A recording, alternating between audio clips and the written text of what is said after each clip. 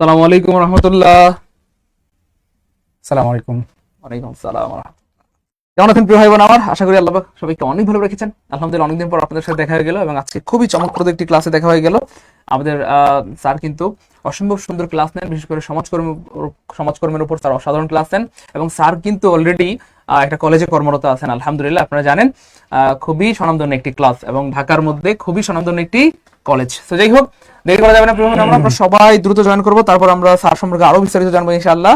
তারপরে স্যারের পড়া সম্পর্কে আরো বিস্তারিত জানবো ইনশাআল্লাহ। তো দেরি করা যাবে না, যত দ্রুত সম্ভব আমরা সবাই শেয়ার করে দিব এবং শেয়ার করে ডান লিখে দিব। Share done share done share done, মনে রাখবেন যত দ্রুত শেয়ার হবে তত দ্রুত কিন্তু কেয়ার শুরু হয়ে যাবে, মানে আমাদের ক্লাস শুরু হয়ে যাবে ইনশাআল্লাহ। তো দেরি করা যাবে না, যত দ্রুত সম্ভব আমরা সবাই কি করবো, শেয়ার করে ডান লিখে দিব। গত বছর বা আমাদের এর আগের নিবন্ধনগুলিতেও কিন্তু স্যার আমাদের জব মেডিসিনের সাথেই ছিলেন আলহামদুলিল্লাহ, এবং স্যারের ফিডব্যাক কিন্তু অসাধারণ এবং স্যারের কিন্তু আল্লাহর রহমতে একটা বইও রয়েছে। আপনারা হয়তো এর আগে এই বই পড়েছিলেন বা পড়ে আলহামদুলিল্লাহ সফলতা পেয়েছিলেন এবং স্যারের বেশ অনেকগুলো বই রয়েছে আলহামদুলিল্লাহ। এর মধ্যে এই বইটা খুবই জনপ্রিয় একটি বই, ছোট্ট কিন্তু এই ছোট্টর মধ্যে স্যার এত সুন্দর করে সাজিয়েছেন আলহামদুলিল্লাহ, মানে অল্পের মধ্যে সবটুকু, অল্পের মধ্যে 163 পৃষ্ঠার বই। এক্স্যাক্টলি 130। দেখেন মানে দেখলে কি ছোট মনে হচ্ছে, আপনি চাইলেই স্যার মেয়েদের বা আমাদের বোনদের যে বেন্টি ব্যাগ আছে, চাইলে বেন্টি ব্যাগের মধ্যেও কিন্তু রাখা সম্ভব। দেখেন খুবই ছোট্ট একটা বই, অথচ খুব সাজানো গুছানো। এই জন্য স্যারের এই বইটা দেখলে খুব মনে পড়ে যে আসলে আপনার প্রস্তুতি খুব কঠিন নয় যদি গুছানো হয়, তাই না স্যার? এবং স্যার এত অল্পের মধ্যে এত সুন্দর করে সাজিয়েছেন, সুবহানাল্লাহ। আপনি বইটা দেখলে বুঝবেন আর কি। যাই হোক, যদিও বইয়ের আমরা মার্কেটিং করছি না, কিন্তু বইটা জাস্ট অসাধারণ একটা বই আর কি। যাই হোক, দেরি করা যাবে না প্রিয় ভাই বোন আমার, আমরা সবাই শেয়ার করে দিব এবং অবশ্যই শেয়ার করে ডান লিখে দিব, কারণ যত দ্রুত শেয়ার হবে তত দ্রুত কিন্তু আমরা শেয়ার মানে ক্লাসটা শুরু করতে পারবো। এবং স্যার যেহেতু একটা কলেজের টিচার হিসেবে আছেন, লেকচারার হিসেবে বা প্রভাষক হিসেবে অলরেডি যুক্ত আছেন, তো স্যারের কিন্তু অসাধারণ এক্সপিরিয়েন্স রয়েছে যেগুলো আপনাদের সবার কাজে লাগবে। আমি বলবো না আজকে শুধু সমাজকর্মের কাজে লাগবে, একেবারে সমাজকর্ম থেকে শুরু করে সায়েন্স, কমার্স, আর্টস যতগুলো বিষয় রয়েছে প্রত্যেক বিষয়ের ভাই বোনরা কিন্তু আজকের এই ক্লাস থেকে উপকৃত হবেন অথবা ক্লাস করে উপকৃত হবেন ইনশাআল্লাহ। কেন? কারণ স্যার কিভাবে নিজেও শিক্ষক হয়েছেন আলহামদুলিল্লাহ, যেহেতু শিক্ষক হিসেবে আছেন, শিক্ষক হওয়ার জন্য কি গুণাবলী আপনার প্রয়োজন, কিভাবে আপনি প্রিলি ফেস করবেন, কিভাবে রিটেন ফেস করবেন, বা কিভাবে ভাই আপনি নিজেকে উপস্থাপন করবেন, সব রকমের পরামর্শ কিন্তু স্যার থেকে আপনারা নিতে পারবেন। তো এটাকে ক্লাস বলা ঠিক হবে না, খুবই কি বলবো, ক্লাস প্লাস হচ্ছে স্যার থেকে অনেক গুরুত্বপূর্ণ ইনফরমেশন আপনি পেয়ে যাবেন, হয়তো যে তথ্যগুলো আপনার কাজে লেগে যাবে ইনশাল্লাহ। এবং এই তথ্যগুলো আপনি হয়তো আল্লাহ চান তো ইনশাল্লাহ আপনার রিটেন বা ভাই আপনি ভালো করতে পারবেন ইনশাআল্লাহ। সবাই একটু শেয়ার করে লিখে দেবো প্রিয় ভাই বোন আমার, সবাই শেয়ার করে লিখে দিব। আপনারা কিন্তু খুশি হবেন জানলে, আমি স্যার একটু দেখিয়ে দিচ্ছি। স্যারের কিন্তু আল্লাহর মধ্যে অনেকগুলো গুণ রয়েছে। এক নম্বর হচ্ছে যে স্যার কিন্তু এখন প্রভাষক হিসেবে সমাজকর্ম বিভাগে শেখ বুরহানুদ্দিন পোস্ট গ্রাজুয়েশন কলেজে কিন্তু স্যার কর্মরত আছেন বর্তমানে। তো এটা একটা ভালো দিক যে টিচার অলরেডি আছে, সে কিন্তু অলরেডি পড়াচ্ছেন, তো তার মধ্যে কিন্তু অন্য লেভেল একটা ভাইব থাকবে এবং তার মধ্যে রিসেন্ট যে প্রশ্ন প্যাটার্ন বা সবকিছুর ধারণা থাকবে। তার মানে শুধু সমাজকর্মের স্টুডেন্ট উপকৃত ব্যাপারটা এমন নয়, যারা সমাজকর্মের বাইরে রয়েছেন, মানে সায়েন্স, কমার্স, আর্টস সকল কি বলবো ক্যাটাগরি শিক্ষার্থীরা কিন্তু স্যারের তথ্যগুলো থেকে উপকৃত হবেন ইনশাআল্লাহ। তো এই বিষয়টা নিয়ে আলোচনা করব, স্যার কিন্তু আজকে শুধু সমাজকর্ম না, পুরো বিষয়টা নিয়ে আজকে আপনাদের সাথে আলোচনা করব যে আপনারা কিভাবে প্রিলি, কিভাবে রিটেন প্রিপারেশন নেবেন, কিভাবে ভাইভা প্রিপারেশন নেবেন, এবং আসলে কিভাবে মানে প্রিপারেশনটা নিলে আপনারা সহজেই মানে আপনাদের যে বিশাল একটা কম্পিটিশন, মানে এই এনটিআরসি নিবন্ধন লিখিত পরীক্ষায় কিভাবে সহজেই পাশ করতে পারবেন, সেই বিষয়গুলো নিয়ে আসলে আজকে আপনাদের সাথে আলোচনা করব। এই বিষয়গুলো নিয়ে আজকে মূলত আসলে ওই মানে কোনো সিলেবাসের কোনো বিষয় আমি পড়াবো না, মূলত আসলে আজকে সিলেবাসটা মূলত বিশেষ করে সমাজকর্মের সিলেবাস দিয়ে অন্যান্য বিষয়গুলো অর্থাৎ আজকের ক্লাস সবার জন্য, আজকের ক্লাস সবার জন্য। সমাজকর্ম তো স্পেসিফিক্যালি একটা বিষয়ের নাম, বাকি সকল বিষয়ে আমরা কিভাবে সুন্দরভাবে গুছানোভাবে প্রস্তুতি নিতে পারি, সেটা বাংলা হোক, ইংরেজি হোক, মার্কেটিং হোক, ফিনান্স হোক, আরবি হোক, হাদিস হোক, সকল ভাই বোনের জন্য উপকৃত হতে পারেন। এবং স্যার কিন্তু সাবেক রিসার্চ অফিসার হিসেবে কাজ করেছিলেন আমাদের পরিকল্পনা মন্ত্রণালয়, এবং হচ্ছে অফিসার সুপারিশপ্রাপ্ত রাজশাহী কৃষি উন্নয়ন ব্যাংকে, তারপরে 43তম বিসিএস নন ক্যাডার হয়েছেন। তারপরে স্যার কিন্তু ভাইবা আছে, 45তম রিটেন দিয়েছি, 46তম রিটেন দিব আর কি সুবহানাল্লাহ। অসংখ্য গুণাবলীর অধিকারী এবং স্যার কিন্তু আলহামদুলিল্লাহ ডিপার্টমেন্টে প্রথম ছিলেন। আপনারা হয়তো দেখতে পাচ্ছেন যৌথভাবে কিন্তু স্যার প্রথম হয়েছিলেন বা ফার্স্ট ক্লাস পেয়েছিলেন আলহামদুলিল্লাহ, তাই না স্যার? অর্থাৎ আমার মাস্টার্সে আমি সিঙ্গেল ফার্স্ট ছিলাম আর অনার্সে যৌথভাবে, আচ্ছা অনার্সে ছিল যৌথভাবে ফার্স্ট আর মাস্টার্সে ছিল সিঙ্গেল ভাবে ফার্স্ট। যাই হোক আলহামদুলিল্লাহ যদিও ফার্স্ট সেকেন্ড থার্ড এটা ম্যাটার করে না, ম্যাটার হচ্ছে তার কোয়ালিটি, তার যোগ্যতা এবং তার কন্টিনিউয়াস লেগে থাকা। তো স্যার কিন্তু লেগে আছেন, এটা হচ্ছে বড় কথা। আর রেজাল্ট আল্লাহর রহমতে সবই ভালো আছে আলহামদুলিল্লাহ। তারপর বড় ব্যাপার হচ্ছে স্যার কিন্তু অলরেডি একটা কলেজে কর্মরত আছেন এবং এই বিষয়গুলো নিয়ে কাজ করেন। তো স্যারের থেকে আমরা আশা করি অনেক বেশি মূল্যবান তথ্য পেয়ে যাবো ইনশাআল্লাহ। তো দেরি করা যাবে না প্রিয় ভাই বোন আমার, আজকের ক্লাস আমি আবার বলছি সবার জন্য, একেবারে নিবন্ধন যারাই পরীক্ষা দিবেন, সেটা হোক সায়েন্সের অথবা কমার্সের অথবা আর্টসের, সবার জন্য। সবাই শেয়ার করে লিখে দিব। হ্যাঁ আমরা ভালো আছি আলহামদুলিল্লাহ। স্যার ভালো আছেন কিনা বলেন, আপনাকে জিজ্ঞেস করছে। আলহামদুলিল্লাহ আমি ভালো আছি, আপনারা আশা করি ভালো আছেন সবাই। এক্স্যাক্টলি এখন প্রশ্ন করেছেন দেখলাম যে স্যার ম্যানেজমেন্ট সাবজেক্ট একটা সেমিনার চাই, স্যার ম্যানেজমেন্ট সাবজেক্ট একটা চাচ্ছেন, আপনারা আশা করি একটা ব্যবস্থা করে দিবেন। ইনশাআল্লাহ ব্যবস্থা করে দিব আপনাদের জন্য। আজকে একটা গুড নিউজ দিয়ে দিই, আজকে সন্ধ্যা 6টায় কিন্তু আপনাদের বহুল কাঙ্ক্ষিত, আপনাদের শত শত বলবো না, হাজার হাজার শিক্ষার্থী ভাইদের একটা অনুরোধ ছিল, স্যার একটা ইংলিশের আলাদা একটা কোর্স রান করেন, অর্থাৎ ইংলিশের ফাউন্ডেশন একটা কোর্স রান করেন, অথবা বেসিক গ্রামারের উপর একেবারে শূন্য থেকে অ্যাডভান্স পর্যন্ত বেসিক গ্রামারের উপর একটা কোর্স রান করেন। তো আমরা আজকে সন্ধ্যায় ভাবছিলাম যে সেটা উদ্বোধন করবো ইনশাআল্লাহ। আজকের সন্ধ্যার 6টায় ক্লাসে থাকবেন। এক তো হচ্ছে একটা ঐতিহাসিক ক্লাস নেবো ইনশাআল্লাহ ইংরেজির উপর, আর দ্বিতীয় হচ্ছে আমরা সন্ধ্যা 6টায় আজকে ইংলিশের, শুধু ইংলিশের, আপনাদের যে অনেক দিনের স্বপ্ন ছিল সেই শুধু ইংলিশের কোর্স শুরু হবে আজকে ইনশাআল্লাহ। তো টেনশন নেওয়ার কোনো দরকার নাই। আমরা আপনাদের যেমন দরকার, যদি কম্বাইন কোর্স করতে চান যে স্যার প্রাইমারি, নিবন্ধন, বিসিএস এর সকল বিষয়ের কোর্স করতে এটাও থাকবে ইনশাআল্লাহ। আবার যদি মনে হয় স্যার শুধু আমি তো সবই পারি স্যার, শুধু ইংরেজি করতে চাই তাও পারবেন, শুধু বাংলা করতে চাই তাও পারবেন, শুধু ম্যাথ করতে চাই সেটাও আমরা ব্যবস্থা করতেছি ইনশাআল্লাহ। সন্ধ্যায় 6টায় থাকবো তো ইনশাআল্লাহ। আচ্ছা আচ্ছা ইনশাআল্লাহ থাকবো। ঠিক আছে স্যার শুরু করেন ইনশাআল্লাহ, যেহেতু অনেক ভাবে চলে এসেছে সবার জন্য আজকের আয়োজন শুরু করেন ইনশাআল্লাহ। আজকে কয়জন প্রেজেন্ট আছে, কিভাবে দেব স্যার এটা? এই যে স্যার এখানে, ওই যে ওই পাশে, এই পাশে স্যার, এই পাশে না 164 জন মাশাআল্লাহ। জি স্যার আলহামদুলিল্লাহ। অলরেডি 164 জন আমাদের ক্লাসে আপনারা অ্যাড হয়েছেন। আশা করি আপনারা আজকের ক্লাসটা থেকে আপনারা আসলে রিটেন কিভাবে লিখতে হবে এবং ভাইবা জিনিসটা কি, এবং প্রিলি তো আশা করি আপনাদের যারা অলরেডি ভর্তি হয়েছেন বা ভর্তি হবেন, ঠিক আছে, আশা করি প্রিলি মোটামুটি প্রিপারেশন আপনাদের সবারই আছে। এবং আপনারা পিডিএফ ফাইলটা চলে গেল, পিডিএফ ফাইলটা একটু ওয়েট করেন, আসতেছে একটু।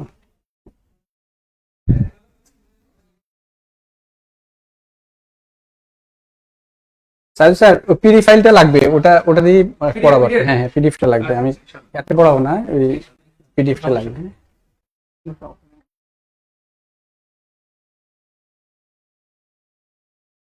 ঠিক আছে আমি একটু দেখি এখানে আছে। হ্যাঁ এটা ঠিক আছে, হ্যাঁ ঠিক আছে, একটু জুম করে দেন। করে আপনি লিখবেন, বুঝবেন। আর কালার কোনটা নেবেন স্যার, লাল নাকি? লালটা থাক, লালটা থাক। একটু মোটা করে দিলাম স্যার, এই যে হ্যাঁ হ্যাঁ ঠিক আছে। স্যার মনের মাঝে বসে পড়েন ইনশাআল্লাহ। আর একটু আপনি করে দেন, একটু এখানে দিয়ে, কোনো সমস্যা নেই স্যার। এই তো আপনি আপনার মতো করে বড় করে নেন, যত বড় মন চায় করেন, সমস্যা নেই।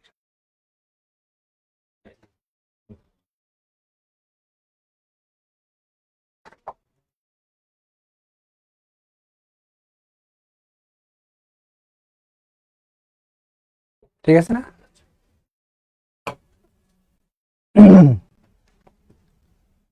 প্রিয় শিক্ষার্থী, আজকে আপনাদের সাথে যারা অলরেডি যুক্ত হয়েছেন, আচ্ছা 176 জন, আপনারা একটু দ্রুত ক্লাসটা শেয়ার করে দেন। আশা করি যারা নিবন্ধন পরীক্ষা দিবেন, হ্যাঁ আপনারা যারা যুক্ত আছেন, যারা নিবন্ধন নিয়ে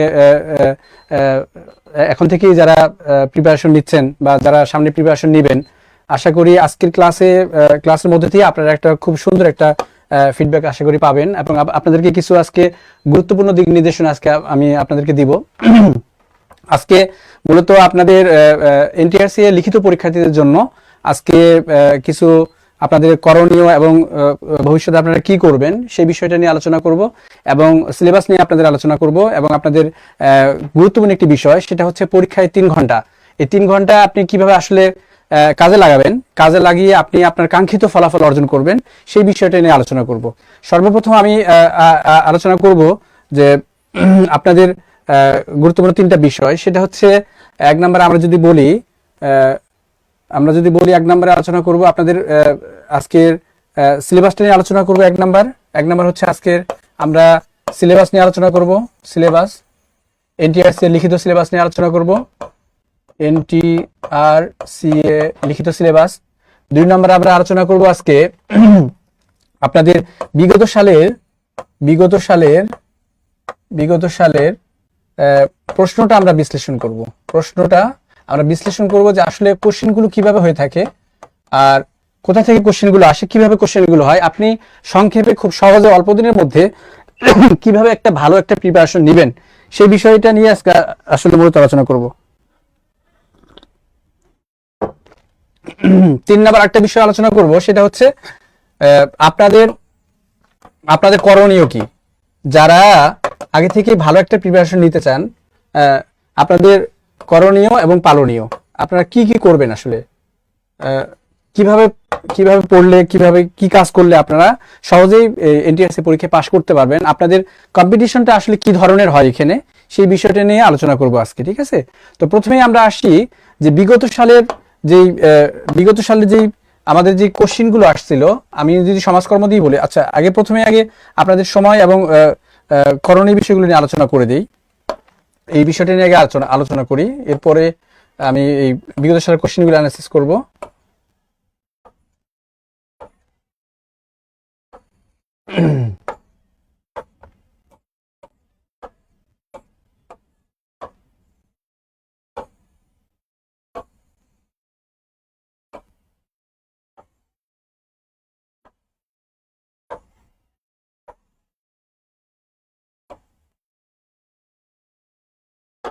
আচ্ছা, এই বিষয়টা একটু আপনাদেরকে আগে দেখাই যে আপনারা আসলে কি করতে হবে আমাদেরকে, যারা প্রভাষক নিবন্ধন লিখিত পরীক্ষা দিবেন।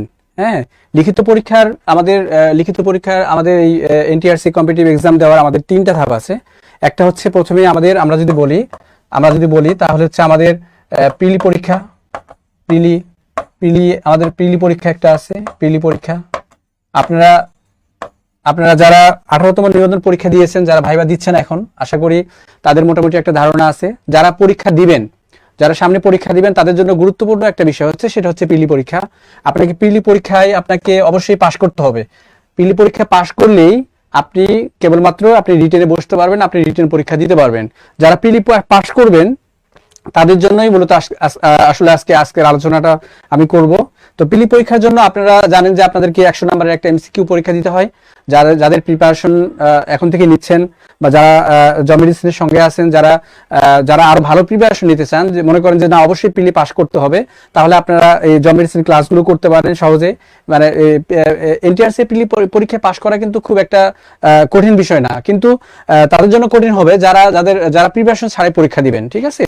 কারণ হচ্ছে প্রিলি পরীক্ষাতেও কিন্তু আপনার একটা নির্দিষ্ট পরিমাণের একটা নাম্বার কিন্তু আপনাদেরকে অর্জন করতে হয়, ঠিক আছে। তাহলে 1 নাম্বার ধাপ হচ্ছে আমাদের প্রিলি পরীক্ষা। এখানে আমাদেরকে একটা নির্দিষ্ট এনটিআরসি সিলেবাস আছে, 40 নাম্বার পেতে হয়। 40 নাম্বার যদি আপনি না পান তাহলে কিন্তু আপনি প্রিলি পরীক্ষায় ফেল করবেন। সুতরাং আপনাদেরকে এখানে 5টা বিষয়ের উপর পরীক্ষা দিতে হবে। আপনারা সেই বিষয়গুলো আসলে আমি মনে করি যে আপনাদের প্রিপারেশন আছে, বা আপনারা সেই বিষয়গুলো প্রিপারেশন নিয়ে পরীক্ষা পাস করেই তারপর আপনারা রিটেন পরীক্ষা দিবেন, ঠিক আছে। তাহলে 2 নম্বর বিষয় আসতেছে আমাদের হলো লিখিত পরীক্ষা। লিখিত পরীক্ষায় আমাদের সব বিষয়ের উপরে, অর্থাৎ আমরা যারা এনটিআরসি যারা পরীক্ষা দিচ্ছি বা যারা আমরা পরীক্ষা দিব, ঠিক আছে, বা আমরা যারা পড়াচ্ছি বা যারা এই বিষয়গুলো নিয়ে যারা আমরা গবেষণা করতেছি, যারা আমরা আলোচনা করতেছি, যারা আমরা বিভিন্ন সালের যে কোশ্চেনগুলো আছে সেগুলো অ্যানালাইসিস করতেছি, আমরা দেখি যে প্রত্যেকটা সাবজেক্ট, অর্থাৎ শুধুমাত্র সমাজকর্ম বা সমাজ কল্যাণ এরকম বিষয় না, প্রত্যেকটা সাবজেক্টই আমাদের 100 নম্বরের রিটেন পরীক্ষা থাকে। আমাদের 100 নম্বরের টোটাল রিটেন পরীক্ষা থাকে। সময় থাকে আমাদের 3 ঘন্টা। 100 নাম্বার পরীক্ষা, সময় থাকে 3 ঘন্টা। আগের পরীক্ষার প্যাটার্ন যদি আমরা দেখি তাহলে আমরা বিগত সালের কোশ্চেনগুলো কিন্তু আমরা দেখেছিলাম যে আমাদের কিন্তু অপশন থাকতো, কিন্তু গত 18তম শিক্ষক নিবন্ধন পরীক্ষায় আমরা দেখেছি যে শুধুমাত্র 18তম নিবন্ধন পরীক্ষায় যেখানে কোনো আমাদের অপশন ছিল না, অর্থাৎ আমাদেরকে প্রত্যেকটা কোশ্চেনেই আমাদেরকে অ্যান্সার করে আসতে হয়েছে। অর্থাৎ 10টা কোশ্চেন 10 × 10, অর্থাৎ টোটাল মোট কোশ্চেন ছিল 10টা 10 × 10 100 নাম্বার, ঠিক আছে, 100 নাম্বার। তাহলে 100 নাম্বারের যে কোশ্চেন 10টা কোশ্চেন 10টাই লিখতে হবে আমাকে, ঠিক আছে। সুতরাং এর আগে যারা আমরা বিভিন্নভাবে অ্যানালাইসিস করে, আমরা বিভিন্নভাবে কোশ্চেন শর্ট করে আমরা সাজেশন বুক পড়াশোনা করেছিলাম, তারা কিন্তু গত পরীক্ষায় কিন্তু অনেকেই আমরা ধরা খেয়েছি, ঠিক আছে। এই জন্য আমাদের প্রথম করণীয় যেটা, ঠিক আছে, আমি এখানে লিখেছি যে ভালো নাম্বার অর্জনে লিখিত প্রার্থীদের জন্য পরামর্শ করে নিও। এই বিষয়টা আগে আমি আপনাদের সাথে আলোচনা করব যে এই বিষয়টা কেন আমাদের জন্য গুরুত্বপূর্ণ, ঠিক আছে। কারণ আপনাদেরকে একটা প্রাথমিক ধারণা দিই। প্রাথমিক ধারণা যদি আপনাকে দেই, যে আমাদের সমাজকর্মের একটা ধারণা দিই। হ্যাঁ, সমাজকর্ম বা সমাজ কল্যাণ যারা পড়েন তাদেরকে একটা প্রাথমিক একটা ধারণা দিচ্ছি যে আপনার কম্পিটিশনটা আসলে কিরকম, মানে কেমন কম্পিটিশন হবে। আমি যদি বলি যে সমাজকর্মের টোটাল স্টুডেন্ট কত এখন বর্তমানে বাংলাদেশে আপনার যারা সমাজকর্মের প্রভাষক পদের যারা লিখিত পরীক্ষা দিচ্ছেন বা দিবেন, ঠিক আছে, তাদের কম্পিটিশনটা হচ্ছে কাদের সাথে? তাদের কম্পিটিশনটা হচ্ছে যে বর্তমানে আমাদের আটটা পাবলিক বিশ্ববিদ্যালয় আছে যেখানে সমাজকর্ম পড়ানো হয়, যেখানে আমাদের সমাজকর্ম পড়ানো হয়। 8টা পাবলিক বিশ্ববিদ্যালয় আছে। এগুলোর মধ্যে আপনাদের ঢাকা ইউনিভার্সিটি 1 নাম্বার, 2 নাম্বার হচ্ছে আমরা রাজশাহী ইউনিভার্সিটির কথা বলতে পারি, 3 নাম্বার আমরা জগন্নাথ ইউনিভার্সিটির কথা বলতে পারি, 4 নাম্বার আমরা শাহজালাল ইউনিভার্সিটির কথা বলতে পারি, 5 নাম্বার আমাদের নতুন কুষ্টিয়া ইসলামিক ইউনিভার্সিটি চালু হয়েছে, পাবনা বিজ্ঞান ও প্রযুক্তি বিশ্ববিদ্যালয় চালু হয়েছে, জামালপুর বিজ্ঞান প্রযুক্তি বিশ্ববিদ্যালয় চালু হয়েছে, এরপরে লাস্ট আমাদের বরিশাল বিশ্ববিদ্যালয় চালু হয়েছে। তাহলে 8টা পাবলিক বিশ্ববিদ্যালয়ে এখন আমাদের সমাজকর্ম পড়ানো হচ্ছে। আমরা যদি 8টা পাবলিক বিশ্ববিদ্যালয়ে যদি আমরা 100 করে যদি স্টুডেন্ট ধরি, 8 × 100 সমান এখানে আমাদের 800 স্টুডেন্ট হয়। তো আসলে স্টুডেন্ট তো 800 জন থাকে না, দেখা যাচ্ছে যে প্রত্যেকটা ইয়ারে 100 জন করে স্টুডেন্ট থাকে। তাহলে আরো 2-3-4 বছর আগের স্টুডেন্ট এখানে আমাদের আছে, মিনিমাম 2-3 বছরের স্টুডেন্ট আছে। তাহলে যদি আমরা 3 দিয়ে যদি গুণ দেই, তাহলে আমাদের এখানে হচ্ছে টোটাল 3 × 8 = 2400 স্টুডেন্ট। আমাদের পাবলিক ইউনিভার্সিটিতে আমাদের টোটাল মনে করেন যে টোটাল 2400 স্টুডেন্ট কিন্তু এখানে আছে যারা এই সমাজকর্ম নিবন্ধন পরীক্ষাটা দেয়, অর্থাৎ লেকচারের পদে যারা পরীক্ষা দেয়। এর বাইরে বর্তমানে 82টার উপরে সরকারি বেসরকারি কলেজে আপনার সমাজকর্ম পড়ানো হচ্ছে। তাহলে সেখানেও দেখেন কলেজে কিন্তু স্টুডেন্ট বেশি, আরো পাবলিক ইউনিভার্সিটি থেকে কলেজে স্টুডেন্ট বেশি। অর্থাৎ আমি যেখানে পড়াচ্ছি সেখানে আমার প্রত্যেকটা ইয়ারে আমার স্টুডেন্ট আছে হলো 150+, 150+ স্টুডেন্ট আমার কলেজে আছে, ঠিক আছে, একটা ইয়ারে। তাহলে এখানে যদি আমি তিনটা ইয়ার যদি একসাথে ধরি, তাহলে এখানে 450 স্টুডেন্ট একটা কলেজে। যদি আমার একটা কলেজ থেকে যদি 450 স্টুডেন্ট থাকে, 450 স্টুডেন্ট যদি থাকে, তাহলে এটার সাথে যদি আমি 82টা কলেজ যদি অ্যাড করি, বা আমি ধরলাম আরো কমাই ধরলাম যে 100 জন করে স্টুডেন্ট ধরলাম, 100 × 82, তাহলে আমার টোটাল স্টুডেন্ট হয় 8200। 100 করে যদি স্টুডেন্ট ধরি, আমি 82টা কলেজে 100 করে যদি স্টুডেন্ট ধরি যারা এনটিআরসি পরীক্ষা দিচ্ছে, তাহলে আমাকে বুঝতে হচ্ছে যে আমার টোটাল স্টুডেন্ট আছে কত? টোটাল 8200, আর এখানে 2500। তার প্রায় অ্যাটলিস্ট আমার মিনিমাম পরীক্ষা দিচ্ছে 10,000 স্টুডেন্ট। 10,000 স্টুডেন্ট এনটিআরসি এ সমাজকর্ম পরীক্ষা দিচ্ছে। এভাবে আরো অন্যান্য যে সাবজেক্টগুলো আছে সেগুলোতেও কিন্তু মোটামুটি এরকম একটা কম্পিটিশন আমরা দেখতে পাই। তাহলে প্রথমে আমাদের প্রাথমিক যে একটা স্টেজ, প্রিলিমিনারি স্টেজ, সেখান থেকে কিন্তু দেখা যাচ্ছে যে আমরা আমাদের এনটিআরসি সিলেবাসে কিন্তু বলা আছে যে 40% নাম্বার যদি কেউ প্রিলিতে পায় সে পাস করবে। হ্যাঁ, তাহলে আমরা বিগত সালের কোশ্চেন যেগুলো আছে সেগুলো যদি আমরা একটু অ্যানালাইসিস করি, বিগত সালের যে প্রিলি রেজাল্টগুলো হয়েছে সেগুলো যদি আমরা একটু অ্যানালাইসিস করি, তাহলে আমরা দেখতে পাই যে 2500 থেকে 3000 পরীক্ষার্থী, 2500 থেকে 3000 পরীক্ষার্থী, বা 3000 থেকে 3500 এরকম পরীক্ষার্থী অ্যাভারেজে সমাজকর্মের রিটেন পরীক্ষা দিয়েছে। অর্থাৎ আমরা বিগত সালের বিভিন্ন এটিআরসির যে এক্সামগুলো হয়, এক্সামগুলো যদি আমরা অ্যানালাইসিস করে দেখি, তাহলে আমরা দেখব যে প্রিলিমিনারি পরীক্ষায় কোয়ালিফাই করেছে প্রায় 2500 থেকে 3000 অথবা 3500। আমি 2015তে আমি এনটিআরসি পরীক্ষা দিয়েছিলাম। আমি 2015তম নিবন্ধনে আমি কোয়ালিফাই করি।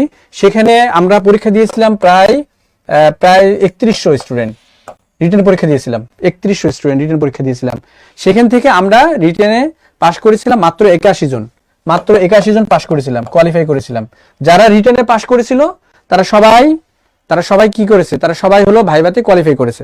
আচ্ছা, তাহলে 3100 স্টুডেন্ট থেকে আপনার আমি যদি বলি 81 জন স্টুডেন্ট যদি আপনার যদি রিটেনে পাস করায়, তাহলে আপনি হারটা একটু দেখেন যে 3100 স্টুডেন্ট, 3000 স্টুডেন্ট রিটেন পরীক্ষা দিচ্ছে, সেখান থেকে পাস করতেছে মাত্র 81 জন।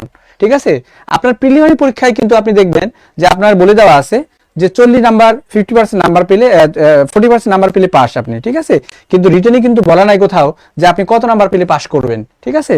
তাহলে আমাদের এখানে পাস কিভাবে করানো হয়, এটা একটা গুরুত্বপূর্ণ কোশ্চেন আপনাদের, যে এনটিআরসি এর রিটেন পরীক্ষায় আমরা রিটেন রেজাল্ট দেওয়ার পরে, এই যে 18তম নিবন্ধন রেজাল্ট দেখার পরে আমরা দেখেছি অনেক স্টুডেন্ট, আমার অনেক স্টুডেন্ট, আমার অনেক ছোট ভাই, আমার অনেক পরিচিত মুখ যারা আমাকে বলেছে যে স্যার এত ভালো লিখলাম, কেন আমার আসলে কেন রিটেন টিকলাম না বুঝতে পারতেছি না। ঠিক আছে, কেন রিটেনে আপনি টিকতে পারছেন না বা কেন রিটেনে পাস করতেছেন না, তার কয়েকটা কারণ আছে। সেই কারণগুলো নিয়ে আজকে আমরা একটু সংক্ষেপে একটু আলোচনা করব। তাহলে আমি সংক্ষেপে একটা বিষয় আপনাদেরকে বললাম যে আপনাদের প্রত্যেকটা সাবজেক্টে এরকম যে মিনিমাম 3000 স্টুডেন্ট বা আড়াই থেকে 3000 স্টুডেন্ট আপনার কিন্তু কি হচ্ছে, রিটেন পরীক্ষা দিচ্ছে। কিন্তু এখান থেকে আমরা দেখতে পাচ্ছি যে আমরা যদি অ্যাভারেজ করি যে 120 থেকে 150, হ্যাঁ, আমরা কিছু ভাইটাল সাবজেক্ট যদি বাদ দিই তাহলে সেগুলোর কথা বাদ, যেমন গণিত, বাংলা, ইংরেজি, এগুলোর কথা বাদ দিলে, ঠিক আছে, এগুলোর কথা বাদ দিলে হয়তো এগুলোতে পোস্ট পদ একটু বেশি থাকে, এই জন্য একটু বেশি টিকায়, ঠিক আছে। কিন্তু এগুলো বাদ দিয়ে অন্যান্য সাবজেক্টের কথা যদি চিন্তা করি, আমার সাবজেক্টের কথা যদি আমি বলি, ঠিক আছে, তাহলে 150-এর উপরে ক্যান্ডিডেট রিটেন প্রার্থী কখনো পাশ করায় নাই এনটিআরসি এ, ঠিক আছে। তাহলে এই 2,500 থেকে 3,000 প্রার্থীর মধ্যে 120 থেকে 150 জন যদি আপনাকে কোয়ালিফাই করায়, তাহলে আপনাকে কি ধরনের নাম্বার পেতে হবে, এটা আমাদের একটা আইডিয়া প্রয়োজন। যে আমি 100 নাম্বারের যে পরীক্ষা দিব, এখান থেকে 100 নাম্বারের মধ্যে আমি কত নাম্বার পেলে আসলে আমি কোয়ালিফাই করতে পারবো, ঠিক আছে। আমাদের কিন্তু নির্দিষ্ট কোনো নাম্বার দেওয়া নাই, কেউ বলতে পারবে না যে আসলে কততে পাস করেছে। আমি একটা অভিজ্ঞতা আপনাদের সাথে শেয়ার করবো, সেটা হচ্ছে আমার পরিচিত একজন শিক্ষক এবার এনটিআরসি এর সমাজকর্মের খাতা দেখেছিলেন, ওনার সাথে আমার কথা হয়েছে, আমি ওনার খাতাগুলো দেখার আমার সুযোগ হয়েছে। অর্থাৎ উনি যে খাতাগুলো দেখেছেন, ওনার কাছে 100 খাতা ছিল, ওনার কাছে 100 স্টুডেন্টের খাতা ছিল, টোটাল 100 স্টুডেন্টের খাতা। তো 100 স্টুডেন্টের খাতায় আমি দেখেছি যে ওনারা কোন স্টুডেন্টগুলো আসলে কেমন নাম্বার পেয়েছে। তো আমি এখানে দেখেছি অ্যাভারেজ ওনার কাছে 70+ নাম্বার পেয়েছিল 7 জন, 100 জনে 7 জন 70+ নাম্বার পেয়েছিল 7 জন। 100 জনে আমি ওনার কাছে দেখেছিলাম যে 70+ নাম্বার ছিল মাত্র 7 জন ক্যান্ডিডেটের, ঠিক আছে, মাত্র 7 জন ক্যান্ডিডেট। এখন আসলে আমরা তো বলতে পারি না যে তাদের তো রুল নাম্বার ছিল না, কোনো কিছু ছিল না, নাম ছিল না, কিচ্ছু ছিল না। তাহলে নাম্বারটা শুধু আমি দেখতে পেরেছিলাম যে 70+ নাম্বার ছিল মাত্র 7 জন স্টুডেন্টের।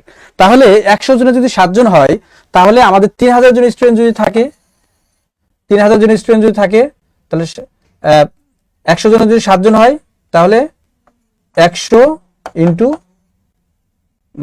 না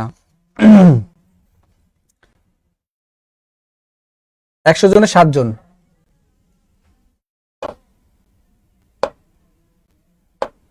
আচ্ছা 100 জনে যদি আমাদের 7 জন স্টুডেন্ট যদি পাস করে, তাহলে 3000 জনে কত হবে, একজনে হবে 100 আর 3000 জনে হবে ইন্টু 3000, ঠিক আছে, 3 7 21, 210 জন হয়। আমাদের 210 জন স্টুডেন্ট কোয়ালিফাই করে, ঠিক আছে। কিন্তু আমরা দেখতে পাচ্ছি যে এর থেকে কম স্টুডেন্ট আমাদের কোয়ালিফাই করছে, ঠিক আছে। আমরা যদি 18তম শিক্ষক নিবন্ধনের কথা যদি আমরা চিন্তা করি, তাহলে আমরা দেখব যে সর্বোচ্চ 100 থেকে 120 জন স্টুডেন্ট কোয়ালিফাই করছে এখানে। তার মানে আরো অর্ধেক কমে গেছে এখানে। তার মানে 100 জন স্টুডেন্টে 7 জন, এভাবে কারো কাছে 3 জন, এভাবে 70+ নাম্বার পেয়েছে। তো যারা 70+ নাম্বার পেয়েছিল, শুধুমাত্র আমি মনে করি শুধুমাত্র তারাই কোয়ালিফাই করেছে আসলে এখানে। এটার একটা কারণ বলি যে আমি যখন 15তম রিটেন পরীক্ষা দিয়েছিলাম, সেখানে আমি দেখেছি আমাদের যে সমস্ত বন্ধু বান্ধবী বা আমাদের যারা আমাদের সমানে যারা পরীক্ষা দিয়েছিল, যারা 70+ নাম্বার পেয়েছে রিটেন পরীক্ষায়, অর্থাৎ আমাদের তো এখন সার্টিফিকেট আছে, আপনাদের সার্টিফিকেট পেলে আপনি নাম্বারটা দেখতে পারবেন আসলে কত নাম্বার আপনি পেয়েছিলেন। তো আমরা যারা কেউ 71, 73, 74, 75, হ্যাঁ 70, আমার নাম্বার ছিল 70 নাম্বার বরাবর। তো আমি দেখেছিলাম যে যারা 70+ নাম্বার পেয়ে, 70 থেকে শুরু করে যারা নাম্বার পেয়েছিল, শুধুমাত্র তারাই এনটিআরসি লিখিত পরীক্ষায় কোয়ালিফাই করেছিল, ঠিক আছে।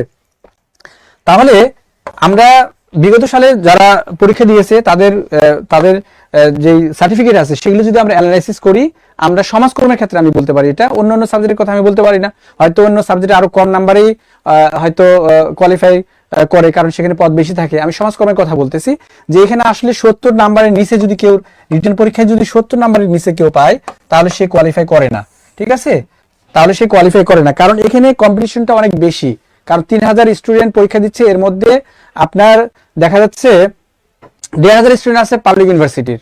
হ্যাঁ, তো এখানে কিন্তু একটু কোয়ালিফাই করা একটু টাফ, কারণ এখানে আমরা দেখতে পাচ্ছি যে 70 নাম্বার মানে হচ্ছে আমরা যদি সিজিপিএ দিক দিয়ে যদি আমরা বিবেচনা করি, তাহলে আমরা এখানে দেখব যে 70 নাম্বারটা হচ্ছে 3.50। 70 নাম্বার মানে পাওয়া মানে হচ্ছে 3.50। তো এখন দেখা যাচ্ছে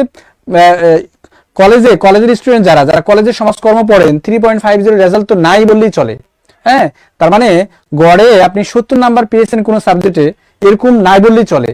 সুতরাং আপনি যদি এরকম একটা কম্পিটিটিভ এক্সাম, একটা পরীক্ষা আপনি দেন, তাহলে আপনাকে অবশ্যই কিছু টেকনিক্স অবলম্বন করতে হবে, আগে থেকেই কিছু পড়াশোনা করতে হবে। এবং আপনি যদি আসলে সত্যিকার অর্থে যদি এনটিআরসি পরীক্ষায় পাশ করে যদি শিক্ষক হতে চান, তাহলে আপনাকে আগে থেকেই পড়াশোনা করতে হবে।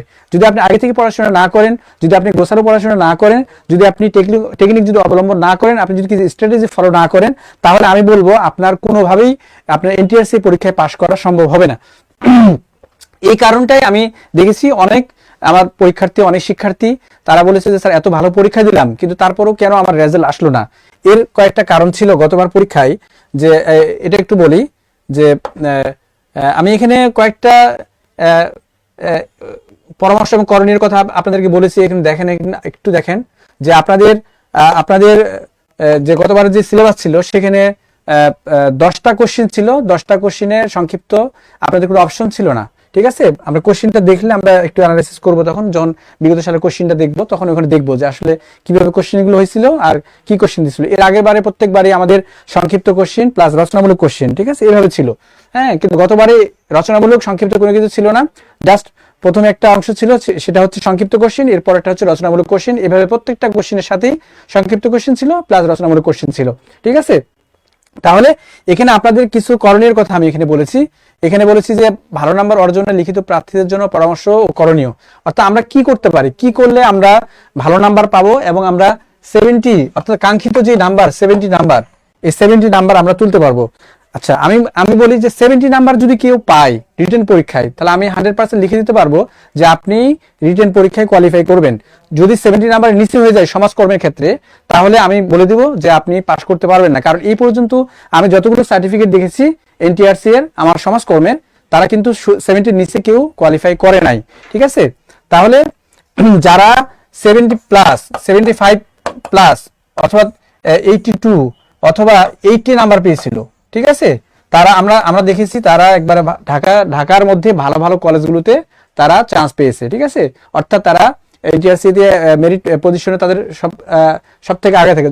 কেউ যদি 80 নাম্বার পেয়ে যায়, হ্যাঁ, কেউ যদি 80 নাম্বার তুলতে পারে 100 নাম্বারের মধ্যে, আর ভাইভাতে যদি কেউ 20 নাম্বারের মধ্যে যদি কারো 18 নাম্বার থাকে, হ্যাঁ, তাহলে আমি বলবো সে ঢাকা শহরের সব থেকে টপ কলেজে সে চাকরি পাবে। যেমন রেসিডেন্সিয়াল মডেল কলেজে সার্কুলার ছিল, এবার হাজি ইসলাম ডিগ্রি কলেজ ছিল, এরপর বিভিন্ন ভালো ভালো কলেজে ছিল, তারা এই সমস্ত কলেজগুলোতে তারা চাকরি চান্স পেয়েছে আর কি। হ্যাঁ, মানে কোয়ালিফাই করেছে। তাহলে আমি যখন পরীক্ষা দিয়েছিলাম 70 নাম্বার পরে আমি পেয়েছিলাম 70 নাম্বার, ভাইভাতে আমি 20-এ 20 পেয়েছিলাম। তো ভাইভাটা আসলে যারা রিটেনে কোয়ালিফাই করবেন, ভাইভাতে আপনারা কেউ আর ফেল করবেন না, তারা একটা সার্টিফিকেট পাবেন এবং হয়তো 16, 15, 14, 18, 19, 20 এভাবে নাম্বার আপনারা পাবেন। আমার কিন্তু 20-এ 20 ছিল ভাইভাতে নাম্বার। ঠিক আছে, তাহলে আমার টোটাল নাম্বার ছিল 90 নাম্বার। এই 90 নাম্বার পেয়ে আমার পজিশন ছিল 15তমতে পর্যন্ত, আমার পজিশন ছিল 62 নাম্বার। ঠিক আছে, আমার পজিশন ছিল কম্বাইন্ডলি ন্যাশনাল মেরিটে 62 পজিশন ছিল। এখন আমার পজিশনটা আরো অনেক দূরে চলে গেছে, কারণ হলো আমার পরে যারা পরীক্ষা দিয়েছে তারা আরো অনেক বেশি বেশি নাম্বার পেয়েছে। তো বেশি বেশি নাম্বার পেয়ে যাওয়ার কারণে তাদের পজিশন সামনে চলে আসছে, আমার ন্যাশনাল মেরিটে আমার পজিশন পিছনে চলে গেছে। ঠিক আছে, তাহলে এটা হচ্ছে আপনাদের যে আপনি কত নাম্বার পেলে আপনি একটা পজিশন করতে পারবেন, কিভাবে আপনি চাকরিটা আসলে পাবেন। হ্যাঁ, এটা একটা বিষয় এখানে ছিল। তো এখানে আসলে দেখেন যে এখানে আমি লিখেছি যে অষ্টাদশ শিক্ষক নিবন্ধন পরীক্ষা 2023 অনুযায়ী একজন প্রার্থী বাংলা এবং ইংরেজি যে কোনো একটি মাধ্যমে পরীক্ষা দিতে পারবেন। দেখেন, আপনাদের কিন্তু এই বিষয়টা কিন্তু আপনাদের পরীক্ষার আপনাদের একবারে ইনস্ট্রাকশনে অর্থাৎ সার্কুলারে কিন্তু দেওয়া থাকে যে একজন প্রার্থী বাংলা এবং ইংরেজি যে কোনো একটি মাধ্যমে পরীক্ষা দিতে পারবেন। ঠিক আছে, আপনি কিন্তু বাংলা এবং ইংরেজি যে কোনো মাধ্যমে আপনি পরীক্ষা দিতে পারবেন। আপনার সার্কুলারে কিন্তু এটা লেখা থাকে। হ্যাঁ, লেখা থাকে, আপনি দিতে পারবেন। কিন্তু আপনাদের দেখেন যে এনটিআরসি আসলে আমি কি বলবো, তারাও নিজেরাও আসলে এটা ফলো করে না। তাদের উচিত ছিল যে ইংলিশ এবং বাংলা দুই মাধ্যমে কোশ্চিন করা, ঠিক আছে? যেমন বিসিএস কোশ্চিন গুলোতে হয়, বিসিএস আমরা যারা পরীক্ষা দিচ্ছি তারা আমরা সবাই জানি যে বিসিএস এ কিন্তু আমাদের কি করে, বাংলা মাধ্যমে কোশ্চিন থাকে, সাথে সাথে ইংলিশ মাধ্যমে কোশ্চিন থাকে, ইংলিশ ভার্সন থাকে। হ্যাঁ, কিন্তু এনটিআরসি ইংলিশ ভার্সন কোশ্চিন দেয় না, কিন্তু তারা এখানে বলে রাখছে যে আপনি ইংলিশেও লিখতে পারবেন, ঠিক আছে?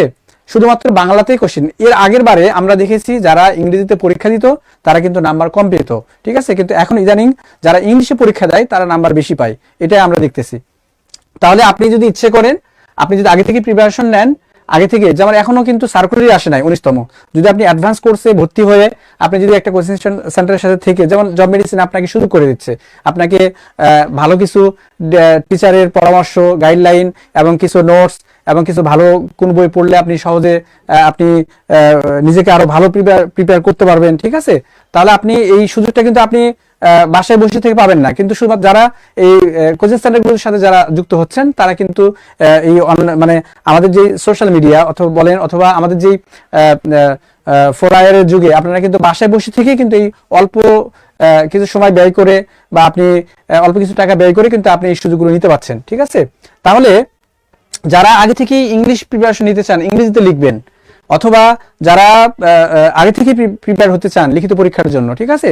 তাহলে আমি তাদেরকে বলবো যে আপনারা এ ধরনের ক্লাসগুলো করবেন, তাহলে আপনাদের ভবিষ্যতে আপনারা নিজেকে আরো মানে যে কম্পিটিটিভ যে এক্সাম, ঠিক আছে, মানে এত 3000 পরীক্ষার্থীর মধ্যে আপনাকে একটা নিজেকে আপনার প্রমাণ করতে হবে, 100 জনের মধ্যে ঢুকতে হবে, 70+ নাম্বার আপনাকে পেতে হবে। তাহলে আপনাদের এই ধরনের ক্লাসগুলো আপনাদের জন্য খুবই গুরুত্বপূর্ণ হবে বলে আমি মনে করি।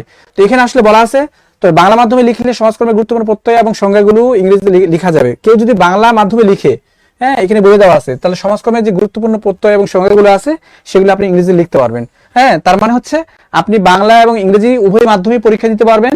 তবে আমরা জানি যে সচরাচর যারা ইংলিশ মিডিয়ামে পড়াশোনা করে বা ইংরেজিতে লেখে, সে একটু নাম্বার, বাংলা লিখলে যে নাম্বার পাবেন ইংলিশ লিখলে আপনি নাম্বার বেশি পাবেন, ঠিক আছে? এটাই স্বাভাবিক। এরপরে আমি 2 নম্বরে একটা কোশ্চেন আপনাদের করণীয় এবং পরামর্শ এখানে দিয়েছি। দেখেন যে পরীক্ষায় অবশ্যই সকল প্রশ্নের উত্তর করে আসতে হবে। আপনাদের 18তম নিবন্ধন পরীক্ষায় যে সমস্ত আমি দেখেছি যে সমস্ত স্টুডেন্ট যারা ফুল অ্যান্সার করে আসে নাই তারা কিন্তু কোয়ালিফাই করে নাই। হ্যাঁ, এটার 1 নাম্বার একটা গুরুত্বপূর্ণ একটা কারণ ছিল, সেটা হচ্ছে যে আপনাদের এবার আগে তো সংক্ষিপ্ত কোশ্চেন থাকতো এবং রচনামূলক কোশ্চেন থাকতো আলাদা আলাদা। হ্যাঁ, তো সেক্ষেত্রে স্টুডেন্টরা কিন্তু এক ধরনের প্রিপারেশন নিয়ে গেছিল, কিন্তু পরীক্ষার প্রশ্নপত্রে যে দেখে যে টোটাল প্রশ্ন প্যাটার্নই একবার চেঞ্জ হয়ে গেছে, ঠিক আছে? ওখানে 10টা কোশ্চেন দিয়েছে, 10টা কোশ্চেন অ্যান্সার করতে হবে, ঠিক আছে? কেউ তো আসলে টাইম ভাগ করে যায় নাই। আমাদের সময় হচ্ছে 180 মিনিট, সময় 180 মিনিট, আমাদের নাম্বার হচ্ছে 100, আমাদের নাম্বার হচ্ছে 100। তো আমি 180কে যদি 100 দিয়ে ভাগ দিই তাহলে 1 নাম্বারের জন্য আমার 1.8 মিনিট, অর্থাৎ প্রায় 2 মিনিট করে সময় পড়ে এক নাম্বারের জন্য। তাহলে যেমন আমি সমাজকর্মের কথা বলি, 18তম শিক্ষক নিবন্ধন পরীক্ষায় সমাজকর্মের প্রথম যে কোশ্চেনটা ছিল সেটা ছিল সমাজকর্ম এবং সমাজকল্যাণের মধ্যে পার্থক্য উল্লেখ করুন, ঠিক আছে? এটা ছিল 3 নাম্বারের জন্য। এরপরে সমাজকর্মের পরিধি আলোচনা করুন একটা কোশ্চেন ছিল, সেটা ছিল 7 নাম্বারের জন্য। তাহলে এখন কি করছে, সেই সমাজকল্যাণ সমাজকর্মের পার্থক্য তো মনে করেন যে 2 পৃষ্ঠা 3 পৃষ্ঠা শিখে গেছে, ঠিক আছে? এখন ওখানে যে 3 পৃষ্ঠা লিখে আসছে সমাজকল্যাণ সমাজকর্মের পার্থক্য 20টা লিখে আসছে মনে করেন সাপোজ। হ্যাঁ, কিন্তু আপনার নাম্বার তো ভাই এখানে আপনাকে তো বন্টন করে দিয়ে দিচ্ছে যে 3 + 7 = 10 নাম্বার। হ্যাঁ, 3 + 7 = 10 নাম্বার, আর সময় পাবেন আপনি 18 মিনিট। হ্যাঁ, আপনি 18 দিয়ে 10কে গুণ করেন, 180 মিনিট সময় হয়, ঠিক আছে? সুতরাং আপনার 1 মিনিট যদি আপনি একটা কোশ্চেনে যদি 1 মিনিট সময় যদি আপনি বেশি নিয়ে ফেলেন, তাহলে আপনার আরেকটা কোশ্চেন থেকে আপনার সময় কমে গেল, আপনি ওই কোশ্চেনের নাম্বার কম পাবেন, ঠিক আছে? তাহলে আপনাকে কি করতে হবে, আমাদের সবথেকে যে গুরুত্বপূর্ণ বিষয় সেটা হচ্ছে পরীক্ষায় সকল প্রশ্নের উত্তর করে আসতে হবে আমাকে। আমি দেখা যাচ্ছে আমি একটা কোশ্চেন খুব ভালো করে পারি, আমি ভালো করে একবারে 30 মিনিট লিখলাম, মানে আরেকটা কোশ্চেনে 12 মিনিট সময় খেয়ে দিলাম, ঠিক আছে? তাহলে আরেকটা কোশ্চেন লিখতে আমি 18 × 36 মিনিট সময় পাবো, 6 মিনিট। তো আপনি 6 মিনিটে একটা কোশ্চেনের কি অ্যান্সার করবেন, ঠিক আছে? তাহলে আরেকটা কোশ্চেন থেকে কিন্তু আপনার নাম্বার, একটা কোশ্চেনে আপনি যত ভালো লেখেন না কেন, একটা কোশ্চেনে আপনি 10 নাম্বারের একটা কোশ্চেন যত ভালো লেখেন, আপনি 8-এর উপরে পাবেন না, 8-এর উপরে আপনাকে কেউ দিবে না, ঠিক আছে? 80 নাম্বার যে রিটেন পরীক্ষায় পাবে, this is the highest, this will be the highest number, ঠিক আছে? অর্থাৎ 80 নাম্বার যদি কেউ পায় তাহলে 8 × 10 80 নাম্বার হয়, 8 নাম্বারের বেশি তো আপনি আপনি 8 নাম্বার বেশি তো কখনোই পাবেন না, ঠিক আছে? তাহলে একটা কোশ্চেন আপনি খুব ভালো করে লিখছেন, আপনি 8 পাইছেন। আরেকটা কোশ্চেন আপনি 10 মিনিট লিখছেন, আপনার দিবে 3 2 3 4 পাবেন। তাহলে আপনার নাম্বার আলটিমেট আপনার কমে যাবে। সুতরাং আমাকে কি করতে হবে? আমাকে সকল প্রশ্নের অ্যান্সার আমাকে করে আসতে হবে, ঠিক আছে? এবং এখানে 3 নম্বরে দেখেন আমি আরেকটা কথা এখানে আপনাদেরকে লিখেছি, এখানে 3 নম্বরে আরেকটা কথা আমি এখানে দিয়েছি আপনাদেরকে, একটু দেখেন। 3 নম্বরে এখানে একটা কথা দিয়েছে, মোট সময়কে প্রশ্নের মান অনুযায়ী বিভক্ত করতে হবে। যারা 18তম নিবন্ধন পরীক্ষায়, লিখিত পরীক্ষায় যারা এই জিনিসটা বুঝতে পারেন নাই, তারা কিন্তু পরীক্ষায় আসলে পাশ করেন নাই। কারণ এই যে প্রত্যেকটা কোশ্চেনে যে 18 মিনিট সময় ছিল, হ্যাঁ, প্রথম কোশ্চেনটা 3 + 7 = 10 মিনিট, 10 নাম্বার। তো যে কোশ্চেনটা আপনাকে 3 নাম্বারের জন্য লিখতে দিয়েছে, এটা যদি আপনি 10 মিনিট সময় নিয়ে লিখেন, আপনাকে তো 3 এর বেশি দিবে না। যেমন সমাজকল্যাণের পার্থক্য উল্লেখ করুন, তো আপনাকে এখানে পার্থক্য উল্লেখ করতে বলছে, আপনি 2 পৃষ্ঠা 3 পৃষ্ঠা লিখছেন, 20টা পার্থক্য দিয়ে আসছেন, আপনাকে কি 3 এর বেশি দিবে? আপনাকে 3 দিবে মনে করেন।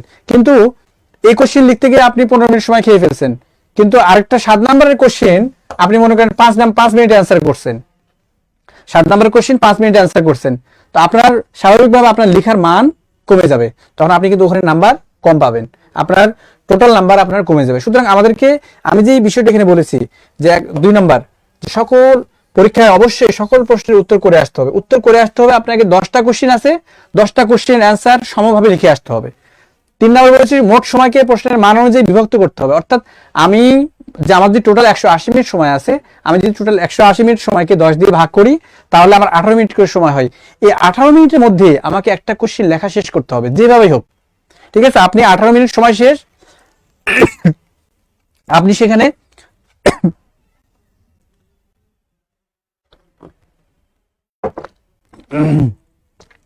আপনার 18 মিনিট সময় শেষ, আপনি সেখানে আপনার ফুল স্টপ দিয়ে দিবেন। অর্থাৎ 18 মিনিট সময় শেষ, আপনি এখানে শেষ চিহ্ন দিয়ে দিবেন, ঠিক আছে? উপসংহার টেনে ফেলবেন, হ্যাঁ, আপনার কোশ্চেন আপনি আর লিখতে পারবেন না। তাহলে আপনার একটা ভালো একটা একটা নাম্বার আপনি অর্জন করতে পারবেন, ঠিক আছে? তাহলে এই 18 মিনিট সময়ের মধ্যে আমাকে 10 নম্বরের কোশ্চেনের অ্যান্সার করে আসতে হবে। এই জিনিসটাই এখানে আপনাদেরকে গুরুত্বপূর্ণ দিক নির্দেশনা এখানে আমি বলেছি। 4 নম্বরে বলেছি, এখানে প্রত্যেকটা প্রশ্নকে সমান গুরুত্ব দিয়ে উত্তর করতে হবে। অর্থাৎ আপনি কোন কোশ্চেনের অ্যান্সার, সাপোজ মনে করেন আপনার কমন পড়ে নাই, আপনি লিখে আসলেন না, মনে করেন যে আপনি 9টা কোশ্চেনের অ্যান্সার লিখে আসলেন, 9 × 8 8 9 72, ঠিক আছে?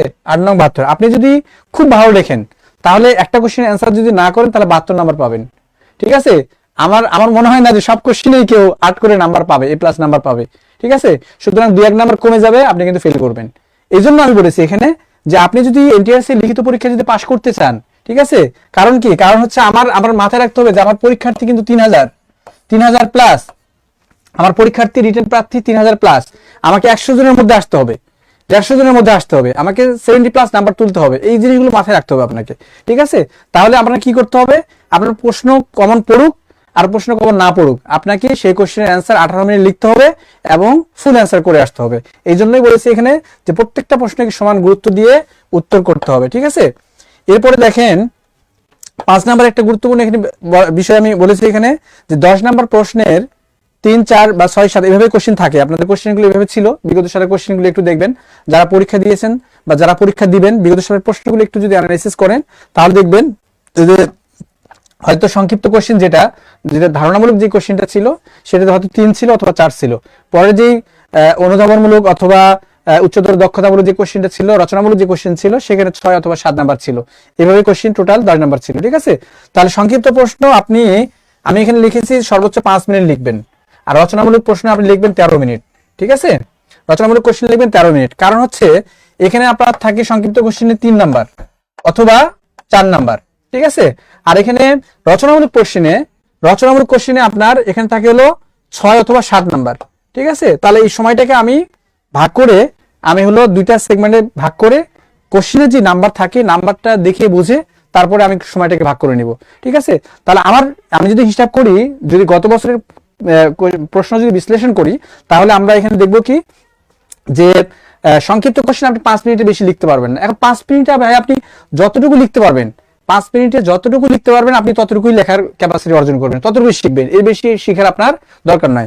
এখন আমি যদি বলি যে আপনাদের যে বিশাল বিশাল বড় বড় বইগুলো আছে, 800 পেজ 1000 পেজের যে বই, একটা কোশ্চেন 10 নম্বরের একটা রচনামূলক কোশ্চেনের 3 পেজ 4 পেজ করে ওখানে আলোচনা করে দিয়েছে ভাই, এগুলো আপনি কিছু লিখতে পারবেন না, একটাও লেখা সম্ভব না আপনার পক্ষে। আপনি 5 মিনিটে কয় পৃষ্ঠা লিখতে পারবেন? সর্বোচ্চ 1 পৃষ্ঠা। আমরা যদি যারা খুব দ্রুত লেখে 5 মিনিটে, তারা সর্বোচ্চ 2 পেজ লিখতে পারে, 2 পেজ, এক পাতা 2 পেজ। হ্যাঁ, তাহলে আপনি 13 মিনিটে কয় পেজ লিখতে পারবেন? সর্বোচ্চ আপনি 4 পৃষ্ঠা লিখতে পারবেন 13 মিনিটে। 3 4 12 মিনিট, অর্থাৎ 4 পৃষ্ঠা আপনি সর্বোচ্চ লিখতে পারবেন, 4 পৃষ্ঠা, এর বেশি আপনি লিখতে পারবেন না। সুতরাং আমি বলবো যে 4 পৃষ্ঠা আপনার যতটুকু 13 মিনিটের মধ্যে যতটুকু লিখতে পারেন, কেউ যদি 2 পৃষ্ঠা লিখতে পারেন 13 মিনিটের মধ্যে, 2 পৃষ্ঠার মধ্যে লিখে শেষ করতে হবে। আপনি আগে থেকে প্র্যাকটিস করতে হবে। আপনাকে একটা রচনামূলক কোশ্চেন, বিগত সালের কোশ্চেন শেখার পরে আপনি নিজে নিজে প্র্যাকটিস করবেন যে একটা সংক্ষিপ্ত কোশ্চেন লিখতে আপনার 5 মিনিটের মধ্যে লিখতে পারছেন কিনা। আপনি একটা রচনামূলক কোশ্চেন আপনি 12 মিনিট 13 মিনিটের মধ্যে শেষ করতে পারছেন কিনা। ঠিক আছে, যতটুকু লিখতে পারবেন, আপনার কোয়ালিটি যতটুকু আছে, আপনাকে ততটুকুর মধ্যে শেষ করতে হবে। কেউ যদি মনে করেন যে না আমি 12 মিনিটে 4 পৃষ্ঠা লিখতে পারি, আপনি 4 পৃষ্ঠা লিখবেন। কেউ যদি মনে করেন 12 মিনিটে আপনি 3 পৃষ্ঠা লিখতে পারেন, 3 পৃষ্ঠা লিখবেন। কেউ যদি মনে করেন আপনি 12 মিনিটে 2 পৃষ্ঠা লিখবেন, 2 পৃষ্ঠা লিখবেন। ঠিক আছে, এটা আপনার ক্যাপাসিটির উপর ডিপেন্ড করবে। কিন্তু আপনি যদি এই 3000 জনের মধ্যে আপনি যদি 100 জনের মধ্যে আসতে চান, তাহলে আপনাকে একটা স্ট্যান্ডার্ড মানের একটা লেখা লিখতে হবে। ঠিক আছে, এটা হচ্ছে স্ট্যান্ডার্ড মানটা হচ্ছে, আমরা যদি বলি স্ট্যান্ডার্ড মান হচ্ছে যে 5 নাম্বার কোশ্চেনের জন্য মিনিমাম আপনাকে 2 পেজ লেখার যোগ্যতা অর্জন করতে হবে। 2 পৃষ্ঠা 5 নাম্বার কোশ্চেনের জন্য আপনাকে মিনিমাম 2 পৃষ্ঠা বা 1 পাতা 2 পৃষ্ঠা লেখার যোগ্যতা আপনাকে অর্জন করতে হবে। ঠিক আছে, অর্থ মনে করেন সাপোজ বললো আপনাকে যে শিল্প বিপ্লব কাকে বলে, বা বললো আপনাকে সমাজকর্ম কাকে বলে, বা আপনাকে বললো ম্যানেজমেন্ট কাকে বলে, এই ধরনের কোশ্চেন আসলো। ঠিক আছে, বা বললো আপনি ইতিহাস বলতে কি বোঝেন। তো এই ধরনের কোশ্চেন করলে আপনাকে যদি ওই কোশ্চেনটা দেখেন যদি 3 নাম্বার আছে, তাহলে আপনাকে মিনিমাম এই 5 মিনিটে 2 পৃষ্ঠা আপনাকে লিখতে হবে 3 নাম্বারের জন্য। আর যদি আপনি 13 মিনিট, আপনার কাছে যদি 13 মিনিট সময় থাকে, 13 মিনিট যদি সময় থাকে, আর যদি নাম্বার হয় 7 বা 6, তাহলে আপনাকে এখানে মিনিমাম 4 পৃষ্ঠা লিখতে হবে। মিনিমাম 4 পৃষ্ঠা। তাহলে টোটাল 18 মিনিটে আমাকে 4 আর 2 6 পৃষ্ঠা লেখার ক্যাপাসিটি অর্জন করতে হবে। এখন এগুলো যদি কারো লেখা স্লো হয়, তাহলে দরকার হলে বেশি বেশি লিখে আপনাকে হাত ফাস্ট করতে হবে, লেখা ফাস্ট করতে হবে। তাছাড়া কিন্তু আপনি এই ধরনের কম্পিটিটিভ এক্সামে কিন্তু আপনি কোনোভাবে আপনি পাস করবেন না।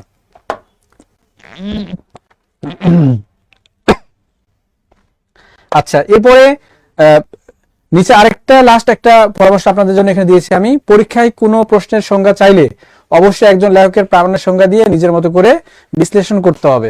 দেখেন, আপনাদের একটা কোশ্চেন নানাভাবে হতে পারে। অর্থাৎ একটা কোশ্চেন আমি যদি বলি, ধরেন সমাজ কর্ম কি, এটা একটা কোশ্চেন হলো।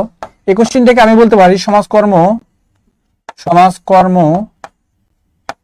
কাকে বলে, এটা একটা কোশ্চেন। এখানে আমি 3 নাম্বার বলতে পারি সমাজ কর্ম বলতে কি বুঝো বা কি বুঝাই। আমি বলতে পারি সমাজকর্ম ধারণাটি ব্যাখ্যা করো। হ্যাঁ, আমি বলতে পারি 5 নাম্বার সমাজকর্মের সংজ্ঞা দাও। এই কোশ্চেন সেম কোশ্চেনটা আমি 5 ভাবে করেছি। অর্থাৎ একই কোশ্চেন, আমি বলেছি সমাজকর্ম কি, সমাজকর্ম কাকে বলে, সমাজকর্ম বলতে কি বুঝো, সমাজকর্ম ধারণাটি ব্যাখ্যা করো, সমাজকর্মের সংজ্ঞা দাও। ঠিক আছে, একটা কোশ্চেনকে আমি 5 ভাবে কোশ্চেন করলাম। এখন এই কোশ্চেনের অ্যান্সারটা ডিপেন্ড করবে আপনার নাম্বারের উপরে, সময়ের উপরে। আপনার এই কোশ্চেনগুলো দেয় সাধারণত 3 নাম্বারের জন্য। আপনাকে এই কোশ্চেন করবে সাধারণত কয় নাম্বারের জন্য? 3 নাম্বারের জন্য। আপনার সময় থাকবে 5 মিনিট। সময় থাকবে কয় মিনিট? 5 মিনিট। আপনার 5 মিনিট সময়ের মধ্যে আপনাকে 3 নাম্বারের অ্যান্সার করতে হবে। যদি এই কোশ্চেনটা আপনাকে 10 মিনিট দেয়, 10 নাম্বার কোশ্চেন দেয়, আর সময় থাকে 18 মিনিট, সাপোজ মনে করেন বললে সমাজকর্মের সংজ্ঞা দাও। হ্যাঁ, সমাজকর্মের সংজ্ঞা দাও দিয়ে আপনাকে কোশ্চেন দিল, 10 নাম্বার দিয়ে দিল, তাহলে আপনার এটা একটা কোশ্চেন। তখন কিন্তু আপনাকে মিনিমাম ওই 18 মিনিটে 6 পৃষ্ঠা লিখতে হবে। এটাকে আপনাকে 6 পৃষ্ঠা বানাইতে হবে। ঠিক আছে, সচরাচর দেয় না, ধারণাগুলো সচরাচর 3 নাম্বারই থাকে আর সময় 5 মিনিট থাকে। এটা সংক্ষিপ্ত কোশ্চেনের মধ্যে পড়ে। ঠিক আছে, তাহলে এই 4টা কোশ্চিন 1 2 3 4 এই 4টা কোশ্চিন আপনি সমাজকর্মের সংজ্ঞা পড়ে আপনি যা বুঝছেন আপনি নিজের মতো করে ব্যাখ্যা করতে পারবেন, কোনো সমস্যা নাই, ঠিক আছে, নিজের মতো করে লিখতে পারবেন, নিজের মতো করে লিখতে পারবেন। কিন্তু 5 নম্বর কোশ্চিনটা সমাজকর্মের সংজ্ঞা দাও, এই কোশ্চিনটা স্যার আপনি কিন্তু কোনোভাবেই নিজের মতো করে লিখতে পারবেন না। যখন বলবে সংজ্ঞা দাও, সংজ্ঞা দিলে আপনি তো নিজের মতো করে সংজ্ঞা বানাইতে পারবেন না।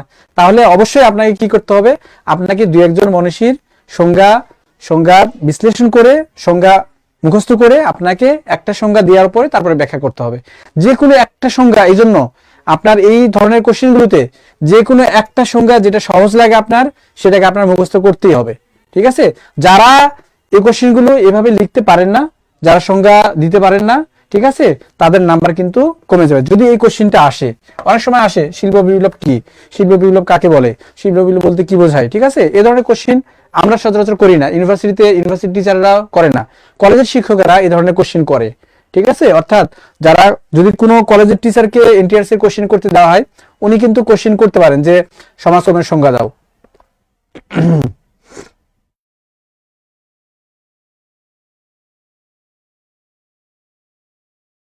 আচ্ছা, একজন কমেন্ট করেছেন আমি তো রাষ্ট্রবিজ্ঞান নিয়ে অনার্স করেছি। তো আপনি রাষ্ট্রবিজ্ঞান নিয়ে করলে আপনাদের জন্য, আপনি যে সাবজেক্টের হন না কেন, আপনাদের সবারই তো একই সিস্টেম পরীক্ষার, 100 নম্বরের পরীক্ষা, সময় এতটা, কোশ্চেনগুলো এভাবে লিখতে হয়, ঠিক আছে। আমি সমাজকর্ম নিয়ে কথা বলতেছি আজকে, কিন্তু ওভারঅল আপনারা ইচ্ছা করলে এই ইনস্ট্রাকশনগুলো ফলো করতে পারেন, ঠিক আছে। আর আগে থেকে যারা প্রিপারেশন নিতে চান তারা যে কোনো একটা ভালো একটা গাইডলাইনের জন্য, যেমন আমি কিন্তু 2-3টা বিসিএস পরীক্ষা আমি রিটেনে অ্যাটেন্ড করেছি, আমি ম্যাথ পরীক্ষা আমি অনলাইনে কোচিং করেছি, আমি সাধারণ জ্ঞান ক্লাস অর্থাৎ বাংলাদেশ আন্তর্জাতিক বিষয় বলে আমি অনলাইনে কোচিং করে আমি সেখান থেকে হেল্প নিয়েছি, অর্থাৎ কিভাবে খুব অল্প সময়ে প্রিপারেশন নেওয়া যায়।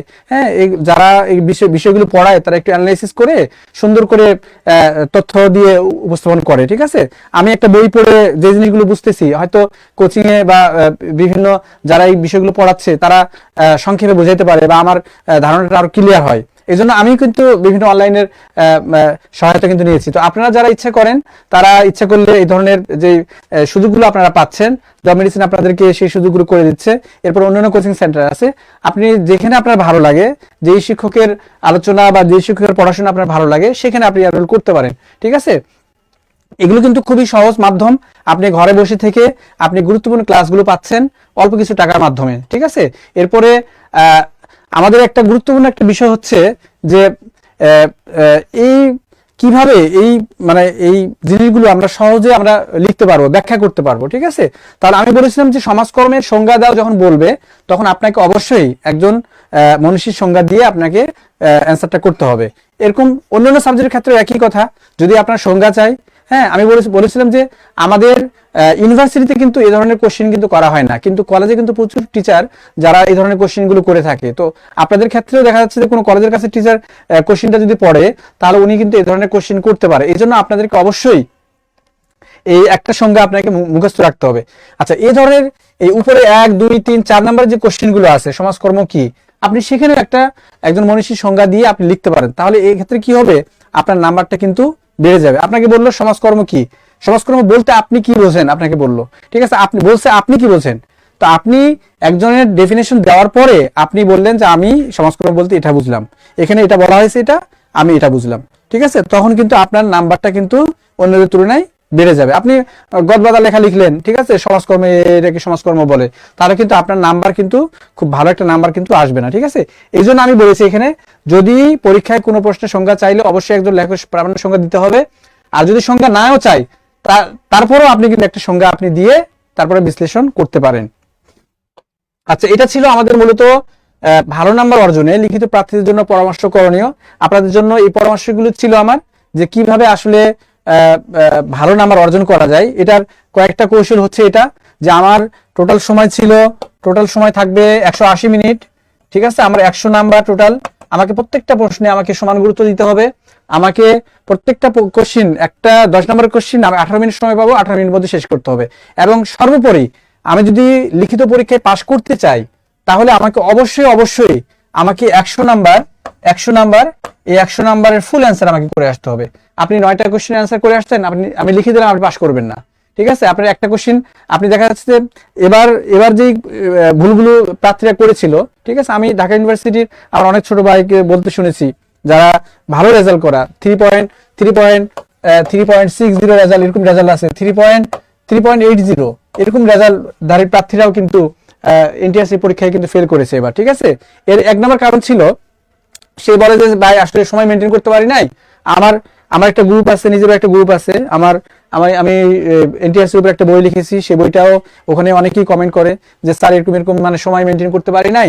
দেখা যাচ্ছে যে প্রথম কোশ্চেন আমার লেখার সময় ছিল 18 মিনিট, সেখানে আমি 30 মিনিট সময় নিয়ে নিয়েছি প্রথম কোশ্চেনটা লিখতে। অর্থাৎ সে কি মনে করছে কি, প্রথম কোশ্চেন শুরু হয়েছিল সমাজ কল্যাণ, সমাজকর্মের মধ্যে পার্থক্য উল্লেখ করো, এরপর সমাজকর্মের পরিধি আলোচনা করো। তো কোশ্চেন তো খুবই সহজ, সে তো পরিধি মনে করেন শিখে গেছে, 20টা পরিধি শিখে গেছে, যে 20টা পয়েন্ট আলোচনা করবে। সমাজকল্যাণের পার্থক্য শিখে গেছে 20টা, সে লিখতেই আছে মনে করেন, কিন্তু সময় যে চলে গেছে 30 মিনিট সেটের পায় নাই। ঠিক আছে, তো সেই সময় একটা কোশ্চেনে আরেকটা কোশ্চেনের অ্যান্সারের সময় নিয়ে ফেলছে, কিন্তু পরে যে কি হয়েছে, পরে যে আমরা দেখলাম যে সে হলো রিটেন পরীক্ষায় টিকে না, কোয়ালিফাই করে না। কারণ কি, সে হলো ওই শেষে যে খুব দ্রুত গতিতে মনে করেন যে লিখছে, লেখা মানও তো ভালো হয় নাই। ঠিক আছে, কোনো কোশ্চেন অ্যান্সার ছুটে গেছে, ফুল অ্যান্সার করে আসতে পারে নাই, এই জন্য তার নাম্বারও কমে গেছে, এবং নাম্বারও সে আসলে মানে শেষে যেয়ে সে আর কোয়ালিফাই করতে পারে নাই। এই জন্য অনেকেই বলতেছিল যে স্যার আমরা তো খুব ভালো পরীক্ষা দিয়েছি, খুব ভালো পরীক্ষা দেওয়ার পরেও আমরা আসলে কেন পাশ করলাম না, আমরা বুঝে আসতেছে না কোন স্যারের খাতা দেখছে। তা আসলে স্যারের দোষ না, এটা আপনার হচ্ছে, আমি আপনাদেরকে বললাম যে আমাদের টোটাল ক্যান্ডিডেট ছিল 3000, এখন অন্যান্য সাবজেক্টে তো একই অবস্থা এরকমই। কারণ প্রিলিতে একটা নির্দিষ্ট একটা মার্ক দেওয়া আছে যে 40 নাম্বার পেলে আপনি পাশ করবেন, কিন্তু রিটেনে তো আসলে নাম্বার দেওয়া নাই। হ্যাঁ, রিটেনে তো আমরা বলতে পারি না যে আসলে কত নাম্বার পেলে আমি পাশ করব।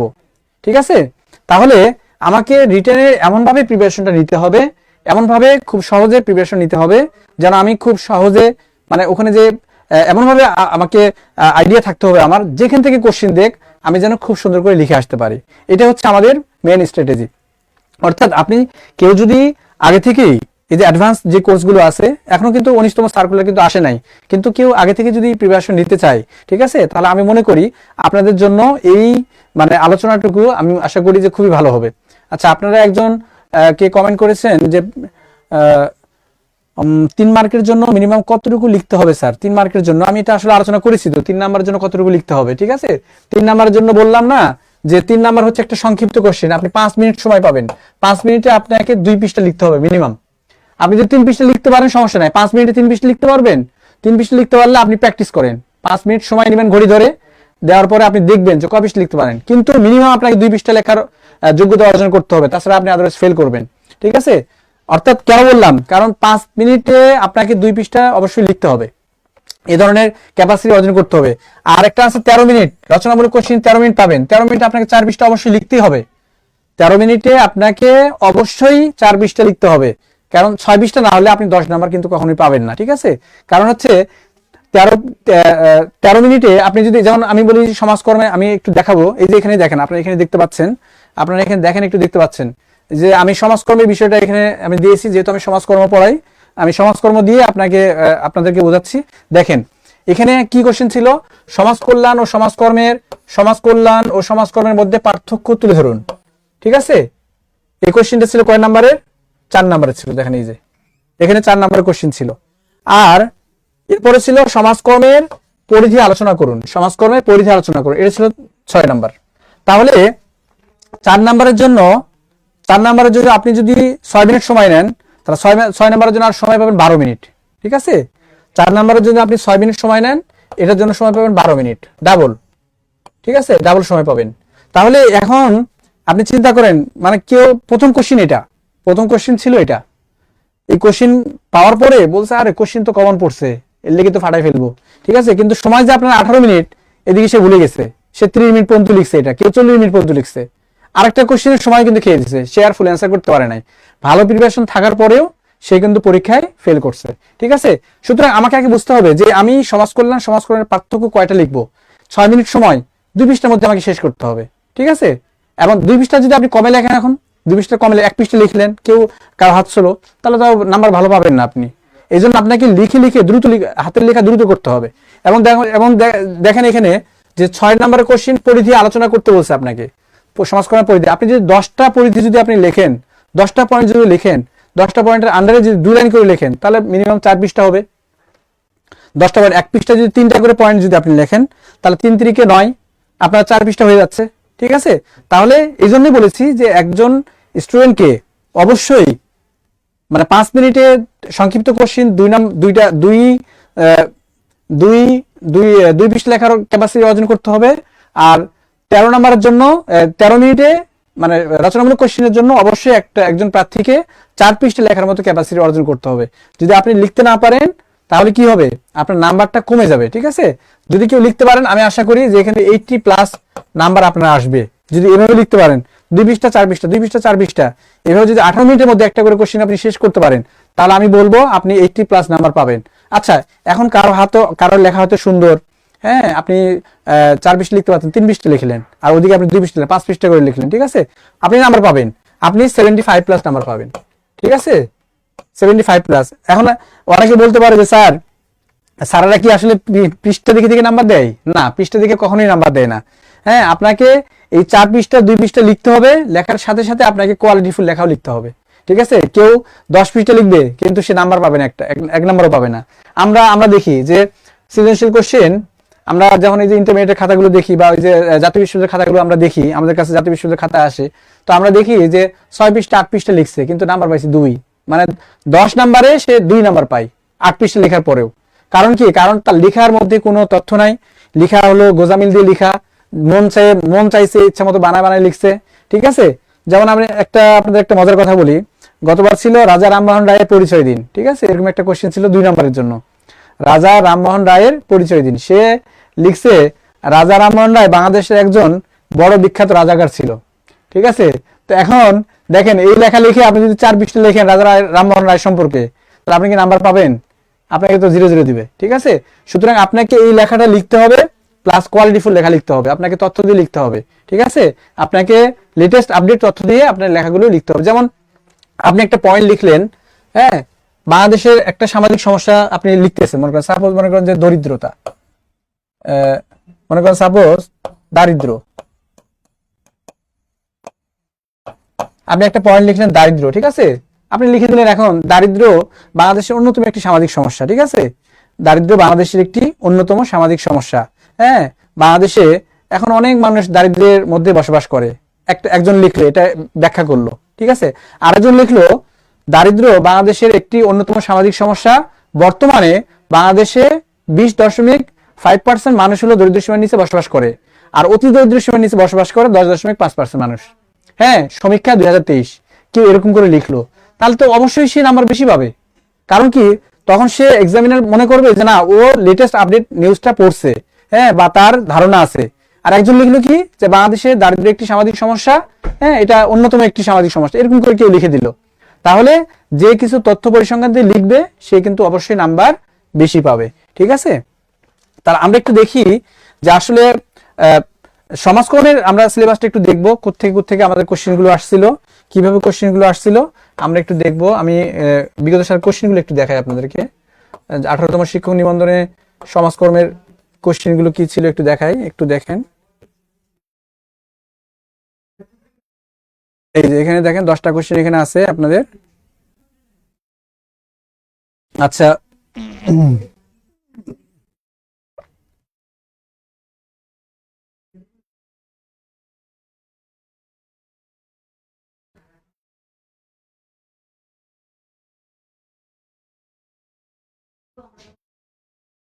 আচ্ছা, একজন লিখছেন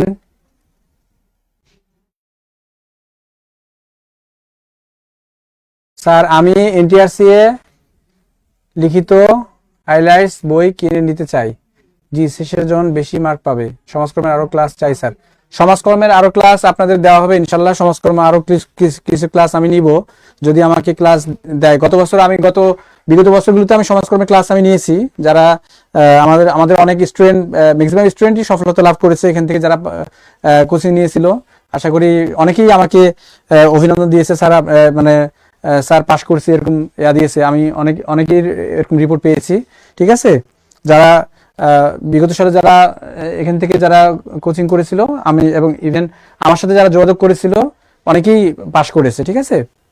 যারা আপনারা কোচিং আছেন সমাজকর্মের, অবশ্যই সমাজকর্মের ক্লাসগুলো আমি নিব আশা করি, যদি সময় পাই আর কি, তাহলে আমি কথা দিতে পারতেছি না, তবে আশা করি যে সমাজকর্মের ক্লাসগুলো, সমাজকর্মের যে সিলেবাসটা আছে সেটা আমি আর শেষ করার চেষ্টা করব। আপনারা দেখেন একটু যে আপনাদের এখানে কোশ্চেনটা ছিল এরকম, ঠিক আছে। এর আগের কোশ্চেনগুলো যদি আমরা একটু দেখি, হ্যাঁ, আমি এটা সমাজকর্মেরটা শুধু দেখাচ্ছি, অন্যান্য যারা শিক্ষার্থী, অন্যান্য সাবজেক্টে যারা শিক্ষার্থী আছেন তারাও আপনারা সমাজকর্মটা দিয়েও আপনারা করতে পারবেন, কারণ এবার কোশ্চেনগুলোর প্যাটার্ন এরকম ছিল, অর্থাৎ কোনো অপশন ছিল না। এর আগের বারে কিন্তু সবার জন্য অপশন ছিল, কিন্তু এবার হলো হঠাৎ করে তারা কোশ্চেন প্যাটার্ন চেঞ্জ করে দিয়েছে এবং দুইটা যে পার্ট থাকতো আগে, একটা হলো রচনামূলক পার্ট, একটা একটা আমাদের ছিল আগে রচনামূলক কোশ্চেন, রচনামূলক, আর একটা ছিল আমাদের সংক্ষিপ্ত। এই দুইটা পার্ট আমাদের আগে থাকতো, যে একটা রচনামূলক কোশ্চেন, একটা সংক্ষিপ্ত কোশ্চেন, ঠিক আছে। সংক্ষিপ্ত রচনামূলক কোশ্চেন থাকতো, দেখা যাচ্ছে যে ওখানে 5টা 10 নম্বর করে, 5 10 50 নাম্বার, এখানে থাকতো 10টা 5 10 50 নাম্বার, 5 5 করে থাকতো, ওখানে 10 করে থাকতো, এইভাবে থাকতো। কিন্তু এবার হঠাৎ করে কোশ্চেনের প্যাটার্নটা এরকম করে দিয়েছে এবং কোনো অপশন ছিল না কারো কাছে, কোনো অপশন কি ছিল না, কারো কাছে কোনো অপশন ছিল না, অর্থাৎ যে কোশ্চেনগুলো আপনাকে এখানে দিয়েছে প্রত্যেকটা কোশ্চেনের অ্যান্সার আপনাকে লিখে আসতে হবে, ঠিক আছে। কিন্তু আপনারা একটু দেখেন, আমি কিন্তু এই কোশ্চেন হওয়ার আগে কিন্তু আমি বইটা লিখেছি, ঠিক আছে। আমার যে একটা বই আমি এখানে দেখতে পাচ্ছেন, খুবই সংক্ষিপ্ত একটা বই, এই বইটাতে আমাদের সমাজকর্মের 100 নাম্বার কোশ্চেন এই বইটাতে ছিল এবং প্রত্যেকটা কোশ্চেন কিন্তু এখান থেকে কমন ছিল এবং আমি খুব সংক্ষেপে বইটা লিখেছিলাম, খুব সংক্ষেপে, সাজেশনমূলক একটা বই, পুরো সিলেবাসটা বিশ্লেষণ করে পুরো সিলেবাসের আলোচনা এখানে আছে, সাথে সাথে গুরুত্বপূর্ণ কোশ্চেনগুলো, মানে এমন কোনো কিছু না এখানে আসলে বাদ গেছে এখানে, তারপরেও পুরো বইটা ছোট্ট একটা বই, আপনি এটা হাতে করে নিয়ে ঘুরতে পারবেন, ব্যাগে করে নিয়ে ঘুরতে পারবেন, সব জায়গায় নিয়ে যেতে পারবেন, ঠিক আছে। খুব বড় বই না, 163 পৃষ্ঠার একটা বই, ছোট বই। আপনি এই বইটা থেকে আমার সব কোশ্চেনগুলো কমন ছিল, ঠিক আছে। তাহলে আমি কিন্তু বইটা লেখার সময় আমি কিন্তু কোনো সংক্ষিপ্ত কোশ্চেনের অস্তিত্ব কিন্তু এখানে রাখি নাই, ঠিক আছে। আমি আমার শিক্ষার্থীদেরকে বলেছিলাম যে সংক্ষিপ্ত নামে কোনো কোশ্চেন আসলে নাই, সংক্ষিপ্ত নামে কোনো কোশ্চেন নাই। এই জন্য আপনি দেখবেন যে আরো অন্যান্য যে গাইডগুলো ছিল, দিগদর্শন, পাঞ্জেরি, ব্যতিক্রম, আরো অন্যান্য যে গাইডগুলো আছে, আমারটা কিন্তু গাইড না, আসলে এটা আমার একটা টেক্সট বইয়ের মতো একটা বই। আমি অনেকদিন আগে থেকে এটা পরিকল্পনা ছিল আমার, আমি যখন 15তম পরীক্ষা দিয়েছিলাম নিবন্ধন, তখন আমি কিন্তু ভালো কোনো বই পাই নাই, তো আমি আমার টেক্সট বইগুলো আমি পড়ে পরীক্ষা দিয়েছিলাম। এরপরে বিসিএস পরীক্ষা দিতে গিয়েও আমি এই সমস্যাটা পড়েছি, অর্থাৎ বিসিএস এর উপরেও কোনো সমাজকর্মের লিখিত বই নাই। পরে আমি বিসিএস নিয়েও আমি 2টা বই লেখার পরিকল্পনা করেছি, একটা কাজ শেষ হয়েছে আর একটা কাজ চলমান আছে, ওটাও লিখতেছি, আশা করি সামনে এটাও পাবলিশ করে ফেলবো। দেখেন, আমি কিন্তু এখানে আমার শিক্ষার্থীদেরকে বলেছিলাম যে সংক্ষিপ্ত নামে কোনো কোশ্চেন নাই, এবং আমার বইয়ে কিন্তু আমি কোনো সংক্ষিপ্ত কোশ্চেন কিন্তু দিই নাই। কিন্তু আপনি অন্যান্য বাজারের সব গাইডগুলোতে দেখবেন আপনি যে সংক্ষিপ্ত নামে আলাদা চ্যাপ্টার আছে, আবার রচনামূলক নামে আলাদা চ্যাপ্টার আছে। কিন্তু আমি বলেছি শুধুমাত্র আমার বইয়ে বলেছিলাম যে সংক্ষিপ্ত কোশ্চেন নামে কোনো কিছু নাই, আপনার যে কোনো কোশ্চেন আপনাকে সংক্ষিপ্ত কোশ্চেন দিতে পারে, আবার যে কোনো সংক্ষিপ্ত কোশ্চেন রচনামূলক কোশ্চেন দিতে পারে। সুতরাং আমি বলেছিলাম যে আপনারা মোটামুটি একটা ধারণা নেবেন এবং প্রত্যেকটা কোশ্চেনই রচনামূলক কোশ্চেন লেখার ক্যাপাসিটি অর্জন করবেন এবং রচনামূলক কোশ্চেন সংক্ষিপ্তভাবে লেখার ক্যাপাসিটি অর্জন করবেন। যেমন দেখেন, আমি একটা কথা এখানে বলি, যদি আপনাকে এই কোশ্চেনটায় যদি 6 নাম্বার দিয়ে আপনাকে বলে সমাজকর্মের মধ্যে পার্থক্য আলোচনা করুন, সমাজকর্মের মধ্যে পার্থক্য আলোচনা করুন, ঠিক আছে, আপনাকে দিয়ে দিল 6 নাম্বার অথবা 10 নাম্বার দিয়ে দিল, এতটুকুই, ঠিক আছে। আপনাকে কিন্তু তখন এই কোশ্চেনটাই রচনামূলক লিখতে হবে, ঠিক আছে। আবার এই যে এই কোশ্চেনটা এখানে দেখেন যে সমাজকর্মের পরিধি আলোচনা করুন, এটা ছিল 6 নাম্বারের কোশ্চেন, তাহলে আপনাকে বলে দিল যে সমাজকর্মের পরিধি উল্লেখ করুন, তাহলে কিন্তু এটা সংক্ষিপ্ত হয়ে গেল, ঠিক আছে। তখন আপনার নাম্বার দিয়ে দিল 3 নাম্বার, এই জন্য আমি আমার বই কিন্তু এই পরীক্ষার আগে কিন্তু বলেছিলাম যে সংক্ষিপ্ত নামে কোনো কোশ্চেন নাই, এবং সংক্ষিপ্ত বলে কোনো কোশ্চেন আমার বই আমি রাখি নাই, ঠিক আছে। আমি যে কোশ্চেনগুলো সংক্ষিপ্ত হওয়ার মতো সেগুলো আমি ধারণাতে আলোচনা করেছি, ঠিক আছে। যেমন আমি একটা পেজ আপনাকে দেখাই কিভাবে এখানে আলোচনা করেছিলাম। হ্যাঁ, একটু দেখেন, এই যে এখানে আমরা দেখতে পাচ্ছি এখানে আমরা দেখতে পাচ্ছি যে দেখেন সমাজকর্ম ধারণাটি ব্যাখ্যা করুন। 17তমতে আসছে সমাজকর্ম বলতে কি বোঝায়, সমাজকর্মের সংজ্ঞা দিন। হ্যাঁ, এরপরে সমাজকর্ম বলতে কি বোঝায়, সমাজকর্ম বলতে কি বোঝায়, সমাজকর্ম একটি পেশাগত ধারা ব্যাখ্যা করুন, সমাজকর্মের সংজ্ঞা দিন। 10, 11, 12, 13, 14, 15, 16, 17, 18, 19 একবার 17 পর্যন্ত আসছে, শুধুমাত্র 18তম আসে নাই। এই কোশ্চিনটা মানে সমাজকর্ম নিয়ে ধারণা, এটা শুধুমাত্র 18তমতে আসে নাই, এর আগে প্রত্যেকবারই আসছে। ঠিক আছে, কিন্তু দিছে কি, দিছে হলো সমাজকল্যাণের পার্থক্য আলোচনা করুন। তো যে সমাজ কল্যাণ কাকে বলে, সমাজকর্ম কাকে বলে, এটা যে শিখে গেছে সে কিন্তু পার্থক্য লিখতে পারছে। আর এটার স্পেসিফিক পার্থক্য কিন্তু বইয়ে দেওয়া আছে, স্পেসিফিক পার্থক্য বইয়ে দেওয়া আছে, সমাজকর্ম সমাজ কল্যাণের পার্থক্য। তাহলে এই বইটাতে আমি এমন ভাবে লিখেছিলাম যে যেগুলো মানে সংক্ষিপ্ত কোশ্চিন, অর্থাৎ এটাকে বলা হয় ধারণামূলক কোশ্চিন, হ্যাঁ, অনুধাবনমূলক, হ্যাঁ, অর্থাৎ কনসেপচুয়াল পার্ট যেটা আমরা বলি। ঠিক আছে, তো কনসেপচুয়াল কোশ্চিন একটা সংক্ষিপ্ত কোশ্চিন আসতে পারে, আবার একটা অ্যাসেমূলক যে কোশ্চিনগুলো থাকে, অর্থাৎ সিকিউ টাইপের যে কোশ্চিনগুলো থাকে সেগুলো কিন্তু আপনার সংক্ষিপ্ত চলে আসতে পারে। এই জন্য আমি এই কোশ্চিনটা হওয়ার আগেই এটা এই 18তমতেই কিন্তু আপনার এই কোশ্চিন প্যাটার্নটা চেঞ্জ হয়েছে। এর আগে আমি বুঝতে পারছিলাম যে কোশ্চেন যদি আমি সংক্ষিপ্ত বা রচনামূলক রাখি তাহলে আমার বইটা 300-400 পেজ হয়ে যাবে। সুতরাং আমি চাইছিলাম যে বইটাকে খুব সংক্ষেপে নিয়ে আসে, মানে প্রার্থীরা যেন খুব অল্প সময়ের মধ্যে, হ্যাঁ, খুবই অল্প সময়ের মধ্যে, অর্থাৎ আমি যদি বলি আর স্পেসিফিক যদি বলি, কেউ যদি বেশি না 1 মাস যদি বইটা পড়ে ভালো করে 2বার যদি রিডিং দেয়, সে 100 নম্বর কোশ্চেন অ্যান্সার করার মতো যোগ্যতা অর্জন করতে পারবে। ঠিক আছে, এবং বইটাতে সুন্দর করে প্রত্যেকটা পয়েন্টের ইংলিশ বাংলা, কেউ যদি চায় ইংলিশে লিখতে পারবে, কেউ যদি চায় বাংলাতে লিখতে পারবে। এভাবে আপনাদের প্রচুর পরিমাণে ডেফিনেশন, প্রচুর পরিমাণে রেফারেন্স ইউজ করা আছে। টোটাল 25টা বইয়ের রেফারেন্স ইউজ করা আছে এই বইটাতে, 25টা ইংলিশ বইয়ের, টোটাল 25টা ইংলিশ বইয়ের রেফারেন্স এই বইটাতে ইউজ করা আছে। আপনারা চাইলে বইটা দেখতে পারেন। ঠিক আছে, তাহলে কি বললাম যে আমাদের এখানে যেমন দেখেন বিগত সালের কোশ্চেনটা, আমাদের প্রথম কোশ্চেনটা ছিল এটা, যে প্রথম অধ্যায় থেকে কোশ্চেনটা ছিল, প্রথম অধ্যায় থেকে। ঠিক আছে, আমি আমার স্টুডেন্টদেরকে বলেছিলাম যে আপনাদের প্রথম অধ্যায় থেকে একটা কোশ্চেন অবশ্যই থাকবে, হ্যাঁ, একটা কোশ্চেন অবশ্যই থাকবে। প্রথম অধ্যায়টা কেউ যদি খুব ভালো করে পড়ে এখান থেকে 10 নম্বর কোশ্চেন কমন পড়বে। হ্যাঁ, আল্লাহর মতে এখান থেকে এই কোশ্চেনটা খুবই, এই দুইটা কোশ্চেনই, এই দুইটা মানে সংক্ষিপ্ত পার্টটা এবং যে রচনামূলক যে পার্টটা আছে, দুইটা পার্ট, এই দুইটা পার্টই খুবই চমৎকার ভাবে কোশ্চেনটা আমি আমার স্টুডেন্টদেরকে পড়িয়েছিলাম, যারা টাইমটা শুধু ম্যানেজ করতে পারছে। অর্থাৎ এই কোশ্চেনটা আমার লিখতে হবে 10 নম্বরের কোশ্চেন, এই কোশ্চেনটা আমাকে 18 মিনিটে শেষ করতে হবে। যারা 18 মিনিটে ওই জিনিসটা যারা বুঝতে পারছে যে 18 মিনিটে আমাকে লিখে শেষ করতে হবে, তারা ভালো রেজাল্ট পেয়েছে। ঠিক আছে, আর কেউ যদি এই কোশ্চেন লিখতে গিয়ে যদি কেউ 30 মিনিট 40 মিনিট খেয়ে নেয়, তাহলে তো আর কোশ্চেনগুলো অ্যান্সার তো শেষ করতে পারবে না। হ্যাঁ, তাহলে তার নাম্বার কমে যাবে এবং আমি মনে করি যে সে সাকসেস হতে পারবে না। ঠিক আছে, এরপর দেখেন 2 নম্বরের কোশ্চেনটা ছিল কি, শিল্প বিপ্লব কি। এটাও একটা ধারণামূলক কোশ্চেন। ঠিক আছে, এখানে 3 নাম্বার ছিল, এখানে আপনাদের 3 নাম্বার ছিল। এরপর আধুনিক সমাজ কল্যাণে বিকাশে শিল্প বিপ্লবের প্রভাব আলোচনা করুন। এখানেও জাস্ট একটা রচনামূলক কোশ্চেন, 10টা পয়েন্ট দিয়ে আলোচনা করলেই কোশ্চেনটা কিন্তু সুন্দরভাবে অ্যান্সার করা যায়। ঠিক আছে, সুন্দরভাবে অ্যান্সার করা যায়।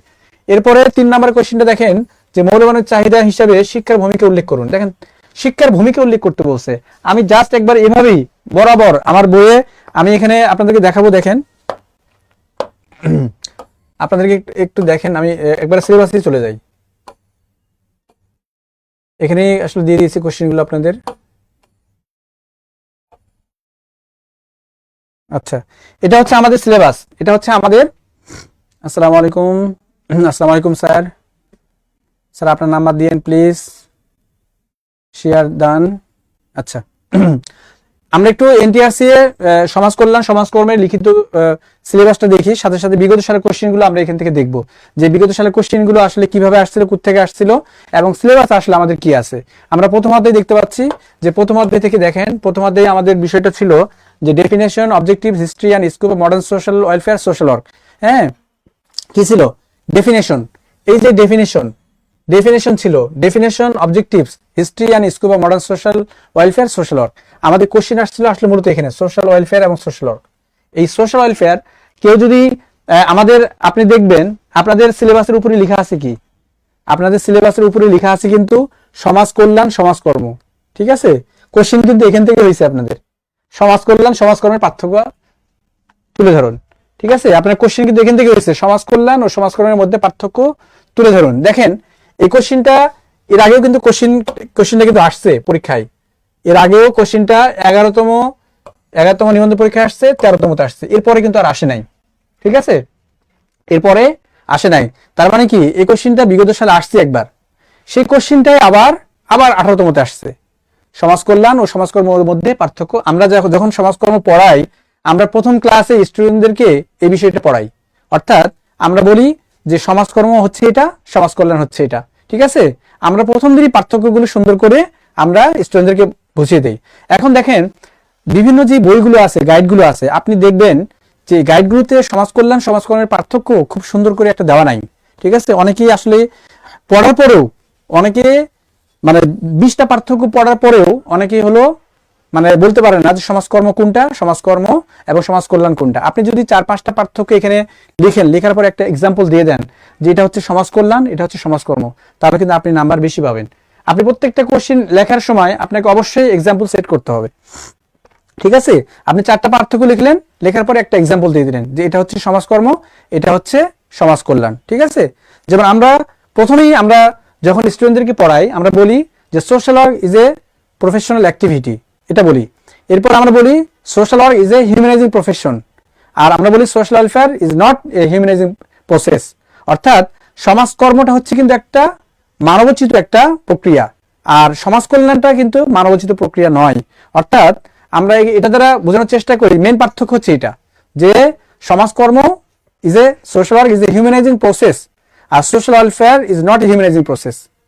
এটা আমরা কি বলি হিউম্যানাইজিং। অর্থাৎ আমরা যখন যেমন একটা এক্সাম্পল দিলে আপনারা আরো ক্লিয়ার হবেন যে সমাজকর্ম কোনটা। আমরা যদি কাউকে দান করি, এটা কি সমাজকর্ম হয়? না, এটা সমাজকর্ম না, এটা একটা সমাজ কল্যাণমূলক অ্যাক্টিভিটিস হতে পারে। আমরা দান করি, সদকা করি, যাকাত দিই, ঠিক আছে, এগুলো হচ্ছে সমাজ কল্যাণমূলক অ্যাক্টিভিটিস। কিন্তু সমাজকর্মে কিন্তু এগুলো বিশ্বাস করে না। সমাজকর্মে তাহলে কি বিশ্বাস করে? যে আপনি মানুষকে এমন ভাবে সাহায্য করবেন। আমরা বিশ্বাস করি যে প্রত্যেকটা মানুষের কি আছে, নিজস্ব শক্তি আছে, নিজস্ব টাকা পয়সা উপার্জন করার ক্যাপাসিটি আছে। তাহলে আমি তাকে, মানুষকে টাকা দেওয়া মানে হচ্ছে তাকে ডিপেন্ডেন্ট করে দেওয়া, হ্যাঁ, আমার উপরে ডিপেন্ডেন্ট করে দেওয়া। যাদের সামর্থ্য নাই আপনি তাকে দিতে পারেন, কিন্তু যাদের হাত আছে, পা আছে, তাকে আপনি দান করলেন, সদকা করলেন, ঠিক আছে, তাহলে সে আপনার উপরে ডিপেন্ডেন্ট হয়ে গেল। এটাকে আমরা বলি যে আপনি তাকে হেউ করে তাকে দান দিলেন, সদকা করলেন। এই জন্য এটাকে আমরা বলি যে social work is a humanising process. সমাজকর্ম কাউকে দান দেওয়াতে কাউকে বিশ্বাস করে না। ঠিক আছে, তাহলে আমরা কিন্তু প্রথম ক্লাসেই কিন্তু সমাজ কল্যাণ এবং সমাজকর্মের মধ্যে পার্থক্য কি এগুলো কিন্তু আমরা আলোচনা করি। এখান থেকে আপনাদের কোশ্চেনটা ছিল, এখান থেকেই কোশ্চেনটা হয়েছে এখান থেকে। আচ্ছা, আমরা একটু দ্রুত যাব কারণ হচ্ছে সময় অনেক হয়ে গেছে। ঠিক আছে, তাহলে আর সমাজ কল্যাণ সমাজ পার্থক্য এরপরে আসছে। দেখেন এই কোশ্চেনটা যে আমার বইয়ের 48 পৃষ্ঠার মধ্যে এটা সুন্দর করে এই কোশ্চেনটা অ্যান্সার দেওয়া ছিল। আমি পৃষ্ঠার নাম্বার সহ এখানে আপনাদের দিয়ে দিছি, আপনারা ইচ্ছা করলে দেখতে পারেন। সমাজকর্মের পরিধি আলোচনা করুন, এটা 6 নম্বরের জন্য কোশ্চেনটা ছিল। আপনি সময় পাবেন 13 মিনিট। ঠিক আছে, আপনি যদি 13 মিনিটে 1 মিনিটে একটা করে পয়েন্ট যদি আলোচনা করেন 13টা পয়েন্ট দিতে পারবেন। ঠিক আছে, একটা পয়েন্টে আপনি 2 লাইন করে লিখতে গেলে আপনার 13 মিনিট সময় শেষ হয়ে যাবে। ঠিক আছে, তাহলে আপনাকে এই 13 মিনিটের মধ্যেই আপনাকে পরিধি শেষ করা লাগবে। ঠিক আছে, আমার বইয়ে 3 পৃষ্ঠা 4 পৃষ্ঠার আলোচনা ছিল, আপনি 4 পৃষ্ঠা কখনোই লিখতে পারবেন না, কখনোই লিখে শেষ করতে পারবেন না। সুতরাং আপনি যদি এই ধরনের কোশ্চেনগুলোতে আপনি একটা চার্ট, একটা গ্রাফ সুন্দর করে পরিধিটা সংক্ষেপে উল্লেখ করে দিলেন এভাবে দিয়ে যে সমাজকর্মের পরিধি, সমাজকর্মের পরিধি, হ্যাঁ, এরপর আপনি 10, 12টা, 8টা যা পারলেন, ঠিক আছে, এরকম করে আপনি একটা চার্ট দিয়ে দিলেন। ঠিক আছে, দেওয়ার পরে আপনি জাস্ট শুধু সংক্ষেপে একটু করে আলোচনা করে দিলেন, তাহলে কিন্তু অ্যান্সারটা সুন্দর করে হয়ে যায়। ঠিক আছে, আচ্ছা, এরপরে দেখেন আমাদের দ্বিতীয় অধ্যায় থেকে একটু আমরা দেখি। দ্বিতীয় অধ্যায় থেকে কোনো কোশ্চেন আমাদের এখানে আসে নাই। দ্বিতীয় অধ্যায়টা আমি আমাদের স্টুডেন্টদেরকে বলে দিয়েছিলাম যে যদি দ্বিতীয় অধ্যায় থেকে কোনো কোশ্চেন আসে, এর আগে তো আমাদের কি ছিল, আমাদের অপশন ছিল, অর্থাৎ 2টা কোশ্চেন থাকতো অথবা থাকতো, যে কোনো একটা লিখতে হতো। তো আমি আমাদের স্টুডেন্টদেরকে বলে দিয়েছিলাম যে তোমরা এই অধ্যায় একটা ভালো করে শিখবা, এটা this is very very important. ঠিক আছে, আর এই 2 নম্বর অধ্যায়টা আমাদের জন্য ইম্পর্টেন্ট না, কারণ 2 নম্বর অধ্যায় থেকে কোশ্চেন তেমন একটা আসে না। হ্যাঁ, আসলে তোমরা লিখবা না। 2 নম্বর অধ্যায় আমি টোটালি বাদ দিয়ে দিয়েছিলাম। ঠিক আছে, কিন্তু এবার যারা পরীক্ষা দিবেন তারা কিন্তু বাদ দিলে আর হবে না। ঠিক আছে, কারণ আমাদের 2 নম্বর অধ্যায় সম্পর্কেও মোটামুটি একটা আইডিয়া থাকতে হবে। 2 নম্বর অধ্যায় থেকে আমাদের কোনো কোশ্চেন এখানে আসে নাই। 3 নম্বরে অধ্যায়ে আমরা যাই। 3 নম্বর অধ্যায় আমাদের খুবই গুরুত্বপূর্ণ একটা অধ্যায়, খুবই গুরুত্বপূর্ণ একটা অধ্যায়। এই অধ্যায় থেকে বারবার কোশ্চেন আসে, প্রত্যেকবারই কোশ্চেন এখান থেকে আসে। ঠিক আছে, প্রত্যেকবার কোশ্চেন আসে। দেখেন আপনারা একটু দেখলেই বুঝতে পারবেন যে খুবই সহজ অধ্যায়টা, খুবই সহজ এবং খুবই গুরুত্বপূর্ণ একটা অধ্যায়। ঠিক আছে, দেখেন আপনার শিল্প বিপ্লব কি কোশ্চেন আসছে। হ্যাঁ, এটা 18তমতে আসছে, 17তমতে আসছে, 16তমতে আসছে, 15তমতে আসছে, 14তমতে আসছে, 13তমতে আসছে, 12তমতে আসছে। অর্থাৎ 12তম নিবন্ধন থেকে যদি আপনি চিন্তা করেন 12, 13, 14, 15, 16, 17, 18 প্রত্যেকবারই কোশ্চেনটা আসছে। সুতরাং এই কোশ্চেন শিখা আপনার জন্য ফরজ। এই কোশ্চেনের অ্যান্সার খুব সুন্দর করে শিখবেন, এটা হচ্ছে আপনার জন্য কি ফরজ।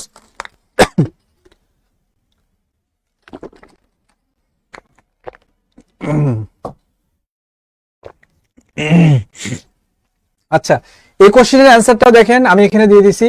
আমার বইয়ের যে বইটা ছিল 51 নম্বর পৃষ্ঠায়, এটা সুন্দর করে দেওয়া ছিল। এরপর আধুনিক সমাজ কল্যাণের বিকাশে শিল্প বিপ্লবের প্রভাব আলোচনা করুন।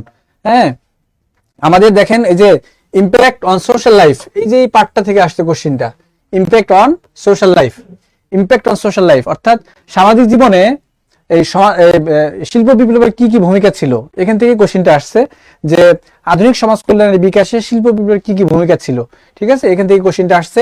এই কোশ্চেনটাও দেখেন 13তমতে আসছে, 16তমতে আসছে, আবার এটা 18তমতে আসছে। সুতরাং আমরা যদি একটু অ্যানালাইসিস করে একটু সুন্দর করে যদি একটু গুছিয়ে যদি পড়তে পারি, তাহলে দেখা যাচ্ছে যে কি, যে আমি খুব অল্প প্রিপারেশনের মধ্যে সুন্দর একটা প্রিপারেশন আমি নিতে পারবো।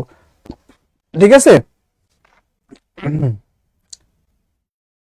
এরপরে 4 নম্বর অধ্যায়টা খুবই গুরুত্বপূর্ণ একটা অধ্যায়। দেখেন 4 নম্বর অধ্যায়টা, এখান থেকে 4 নম্বর অধ্যায় থেকে একটা কোশ্চেন এখানে আসছে, খুবই সহজ একটা কোশ্চেন, এবং আপনি ইচ্ছা করলে এই কোশ্চেনটা নিজে থেকে বানায় বানায় লিখতে পারবেন। যেমন কোশ্চেন আসছে এখান থেকে, এখানে কোশ্চেন আসতে হলো মৌলবানের চাহিদা হিসেবে শিক্ষার ভূমিকা উল্লেখ করুন। মৌলবানের চাহিদা হিসাবে শিক্ষার ভূমিকা উল্লেখ করুন। দেখেন এই কোশ্চেনটা কয়বার আসছে, 11তম 18তম, একবারই কোশ্চেনটা আসছে। 61 পৃষ্ঠায়, আমার বইয়ের 61 পৃষ্ঠায় এটা সুন্দর করে দেওয়া আছে। এখানে আপনাকে শুধু উল্লেখ করতে বলছে। দেখেন এই যে মৌলমানবিক চাহিদা হিসেবে শিক্ষার গুরুত্ব লিখুন। গুরুত্ব লিখুন, আপনার কোশ্চেন আসছে মৌলমানবিক চাহিদা হিসেবে শিক্ষার ভূমিকা উল্লেখ করুন। আপনাকে 3 নাম্বার দিছে, কত? 3 নাম্বার। এখানে আপনার নাম্বার হলো 3। সুতরাং মৌলমানবিক চাহিদা হিসেবে শিক্ষার ভূমিকা আপনি আলোচনা করতে পারবেন না, আলোচনা করার লেখার মতো সময় আপনার নাই, কারণ এখানে বলা আছে উল্লেখ করতে। এখানে আবার বলছে উল্লেখ করুন, আপনি জাস্ট উল্লেখ করে দিবেন। আমার বইয়ে 10টা পয়েন্ট উল্লেখ করে দিচ্ছে, আমি এখানে উল্লেখ করে দিছি, কারণ এর থেকে বেশি এখানে চায় না, এর থেকে বেশি কিছু এখানে আসে না। ঠিক আছে, 61 পৃষ্ঠা দেখেন, এই যে একবারে সুন্দর করে আপনার 10টা পয়েন্ট উল্লেখ করা আছে, জাস্ট 10টা পয়েন্ট উল্লেখ করা আছে এখানে। ঠিক আছে, তো আপনারা এরকম করে মানে খুব গোছালো, মানে একবারে হু হু কমন পড়ছে। ঠিক আছে, এরপরে মৌলবানের চাহিদার সমূহ পূরণ না হওয়ার ফলে শ্রেষ্ঠ সমস্যা আলোচনা করুন। দেখেন এই কোশ্চেনটা আপনার 12তমতে আসছে, 14তমতে আসছে, 16তমতে আসছে, 18তমতে আসছে। ঠিক আছে, সুতরাং যারা 19তম পরীক্ষা দিবেন তাদের জন্য কিন্তু এই কোশ্চেনটা গুরুত্বপূর্ণ না। ঠিক আছে, আবার তারপর আপনার কিন্তু একটা ধারণা থাকা লাগবে, কারণ যদি কোশ্চেন এসে যায়, হ্যাঁ, তাহলে কিন্তু আপনার লিখে আসা লাগবে। ঠিক আছে, এই জন্য মোটামুটি একটা ধারণা আমাদেরকে নিতে হবে। এই কোশ্চেনটাও এখান থেকে কমন ছিল। আচ্ছা, এরপরে 5 নম্বর অধ্যায় থেকে একটা 5 নম্বর অধ্যায় আপনারা দেখবেন যে 5 নম্বর অধ্যায়টা খুবই বড় একটা অধ্যায়। ঠিক আছে, এখান থেকে 2টা কোশ্চেন আপনাদের এখানে কমন আসছিল, এখানে 2টা কোশ্চেন এখান থেকে আসছে একটা অধ্যায় থেকেই। অর্থাৎ আমরা দেখতে পাচ্ছি যে 5 নম্বর যে অধ্যায়টা আছে আমাদের সিলেবাসে, এটা এই 5 নম্বর অধ্যায়টা আমরা অনার্স দ্বিতীয় বর্ষে সামাজিক সমস্যা নামে একটা কোর্স পড়ি, পুরো কোর্সটা তুলে দেওয়া আছে এখানে। অর্থাৎ একটা পুরো কোর্সের আলোচনা এই 5 নম্বর অধ্যায়ের মধ্যে দেওয়া আছে। ঠিক আছে, তো এখান থেকে আসলে আপনারা দেখেন যে কোশ্চেন আসছে এখান থেকে, এই যে পোভার্টি থেকে কোশ্চেন আসছে। পোভার্টি, বাংলাদেশে দারিদ্র বিমোচনের বাধা ও চ্যালেঞ্জ সমূহ আলোচনা করুন। ঠিক আছে, হ্যাঁ, বাধা আলোচনা করেন, বাধার জন্য দিছে 3 নাম্বার, আর চ্যালেঞ্জ গুলো না কি দিছিল এখান থেকে, হ্যাঁ এটাই তো, হ্যাঁ, বাংলাদেশের দারিদ্র বিমোচনের বাধা ও চ্যালেঞ্জ সমূহ আলোচনা করুন। বাধা আলোচনা করতে বলছে, চ্যালেঞ্জ, বাধা এবং চ্যালেঞ্জ তো একই জিনিস। ঠিক আছে, টোটাল আপনার 3 এবং 7 10 নাম্বার দিচ্ছে এখান থেকে। আপনি এটা এভাবেই সুন্দর করে, কি দারিদ্র কি ছিল মনে হয় নাকি, দেখি তো একটু, ভুলে গেছে নাকি।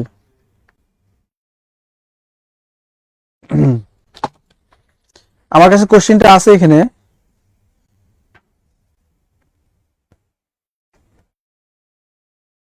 না, বাংলাদেশের দারিদ্র্য বিমোচনের বাধা ও চ্যালেঞ্জ সময় আলোচনা করুন। এটা 10 নাম্বার ছিল, ঠিক আছে? এটা 3 নাম্বার ছিল না, এটা এই জন্য আমার কনফিউশন লাগছে। এটা আসলে এভাবে ছিল না, টোটাল 10 নাম্বার ছিল এটা, ঠিক আছে? এভাবে ছিল, হ্যাঁ, কারণ এটা তো কোশ্চিন তো একটাই, বাধা এবং চ্যালেঞ্জ তো একই জিনিস, বাধা এবং চ্যালেঞ্জ একই জিনিস। এই জন্য সরাসরি এখানে কি সরাসরি 10 নাম্বার ছিল। আপনি এই কোশ্চিনটাতে আপনি 18 মিনিট সময় পাবেন, হ্যাঁ, 18 মিনিট সময় পাবেন। সুতরাং বাধা এবং চ্যালেঞ্জ গুলো আপনি 18টা পয়েন্ট লিখে দেন সুন্দর করে, হ্যাঁ, 18টা পয়েন্ট সুন্দর করে লিখে দিলে কিন্তু অ্যান্সার হয়ে যাবে, ঠিক আছে? প্রত্যেকটা পয়েন্টের জন্য 1 নাম্বার করে সুন্দর করে লিখবেন, 18 মিনিট লিখবেন, 4-5 পৃষ্ঠা লিখবেন, আপনি নাম্বার পেয়ে যাবেন সুন্দর করে, ঠিক আছে? এরপরে ডার্ক অ্যাডিকশন থেকে কোশ্চেন আসছিল, মাদকাসক্তি। দেখেন এই কোশ্চেনটা কয়বার আসছে, 11 আসছে, 12 আসছে, 15, 16, 17, 18। মানে মাদকাসক্তি বিষয়টা প্রত্যেকবারের জন্য গুরুত্বপূর্ণ, ঠিক আছে? আপনাদের কোশ্চেন গুলো আসছে, কোনো নতুন কোনো কোশ্চেন দেয় নাই আসলে। এনটিআরসি এ নতুন কোনো কোশ্চেন কিন্তু উদ্ভাবন করে নাই, প্রত্যেকটা কোশ্চেনই বিগত সালে আসছে। আপনি যদি একটু ভালো করে অ্যানালাইসিস করে কোন কোশ্চেনটা আপনি পড়বেন, ইম্পর্টেন্ট দিয়ে যদি পড়তে পারেন, তাহলে আমি বলবো আপনার প্রত্যেকটা কোশ্চেন কমন পড়বে। এবং আপনি যদি নোট করে একটু পড়েন, তাহলে দেখবেন যে খুব ভালো অ্যান্সার করে আসতে পারছেন এবং আপনি লিখিত পরীক্ষা উত্তীর্ণ হয়ে গেছেন, ঠিক আছে? দেখেন এরপরে বলছে কি যে মাদকাসক্তি কি, ঠিক আছে? 3 নাম্বারের কোশ্চেন এটা আসছে, 3 নাম্বার। এরপরে দিয়েছে বাংলাদেশে বর্ধমান মাদকাসক্তির কারণ ও প্রতিকার বর্ণনা করুন। কারণ ও প্রতিকার, কি কি কারণ আছে, কিভাবে প্রতিকার করবেন। কারণ একটা জিনিস, প্রতিকার একটা জিনিস, ঠিক আছে? কারণটাও লিখতে হবে আপনাকে, প্রতিকারও লিখতে হবে। কারণ 5টা দিলেন, প্রতিকার 5টা দিলেন, ঠিক আছে? কারণটা দেওয়ার পরে প্রতিকার দিবেন।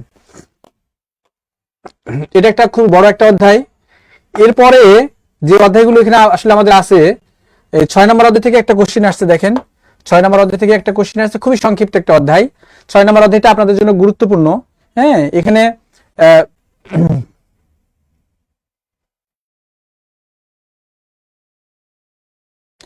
একজন কমেন্ট করেছেন, স্যার আমি নিবন্ধন, প্রিলি ও রিটেন ভর্তি আছি সমাজ বিজ্ঞান, সামাজিক বিজ্ঞান, কিন্তু রিটেন এর বই পাইনি। রিটেনের বই আসলে এটা তো আমি বলতে পারবো না। রিটেনের বই আপনাদের যেখানে ভর্তি হয়েছেন স্যারেরা ভালো বলতে পারবেন যে আপনাদের বই আসলে দেওয়ার কথা কিনা, আমি জানি না, ঠিক আছে?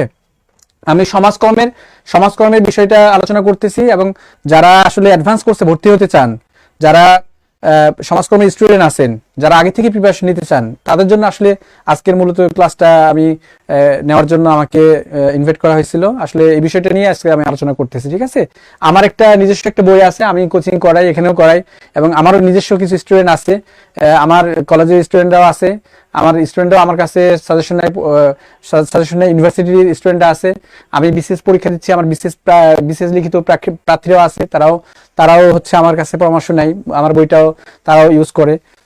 সুতরাং আমার বইটার কথা আমি বললাম আর কি, এটা আমি সমাজ বিজ্ঞানের বইয়ের কথা আমি বলতে পারবো না। যারা সমাজকর্মী আছেন তাদের জন্য আমার বইটা আপনারা দেখতে পারেন, ঠিক আছে?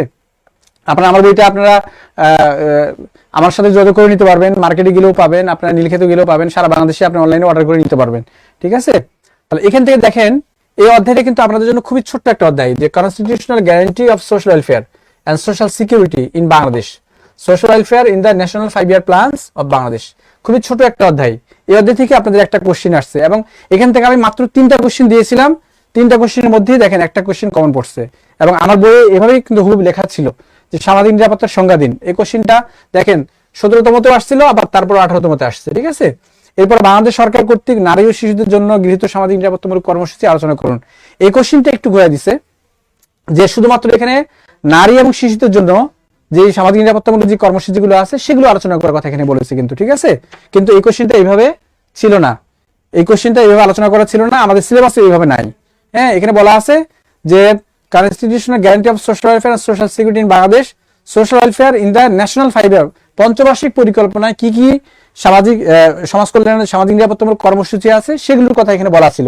কিন্তু এই কোশ্চেনটা শুধুমাত্র একটু ঘুরে আসছে যে নারী এবং শিশুদের জন্য কি কি সামাজিক নিরাপত্তামূলক কর্মসূচি গ্রহণ করছে এর মধ্যে আছে, কিন্তু ওখানে আমাদের যে 10টা-12টা যে কর্মসূচি আলোচনা করা ছিল এর মধ্যে নারীদের জন্য কিছু কর্মসূচি ছিল এবং কিছু শিশুদের জন্য ছিল। হ্যাঁ, যেমন সরকারি শিশু পরিবার, হ্যাঁ, এই ধরনের কর্মসূচিগুলো ছিল এখানে, কিন্তু এগুলো আলোচনা করা ছিল এখানে। আচ্ছা, এরপরে দেখেন আপনার 7ম অধ্যায় থেকে কোশ্চেন আসে নাই, এটা সামনে বারের জন্য খুবই ইম্পর্টেন্ট। 19তমের জন্য এটা this is very very important. হ্যাঁ, এটা হচ্ছে খুবই ইম্পর্টেন্ট।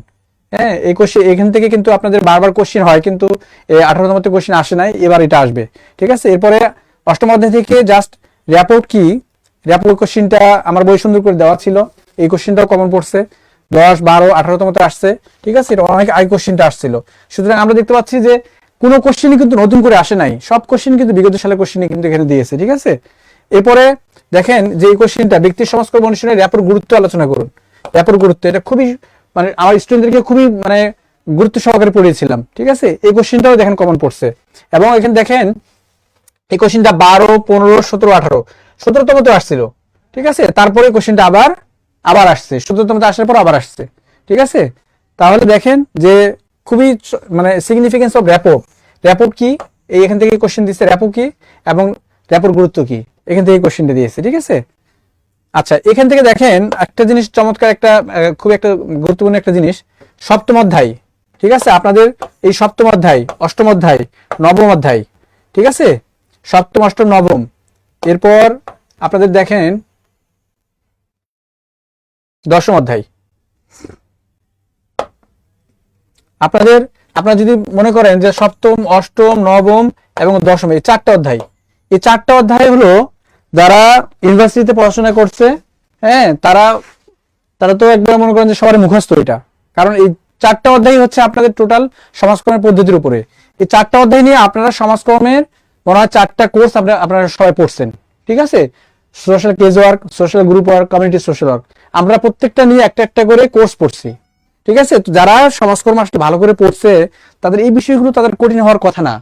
হ্যাঁ, খুবই সুন্দর করে আমার বইটাতে খুবই সুন্দর করে চমৎকার করে লেখা আছে এগুলো। ঠিক আছে, আপনার এখান থেকে এই কোশ্চেনটা আসছিল র্যাপো, এরপরে জনসমষ্টি ও জনসমষ্টি সংগ্রামের পার্থক্য লিখুন, এখানে কোশ্চেনটা আসছিল। এই কোশ্চেনটা দেখেন 10, 12, 14, 18তমতে আসছে।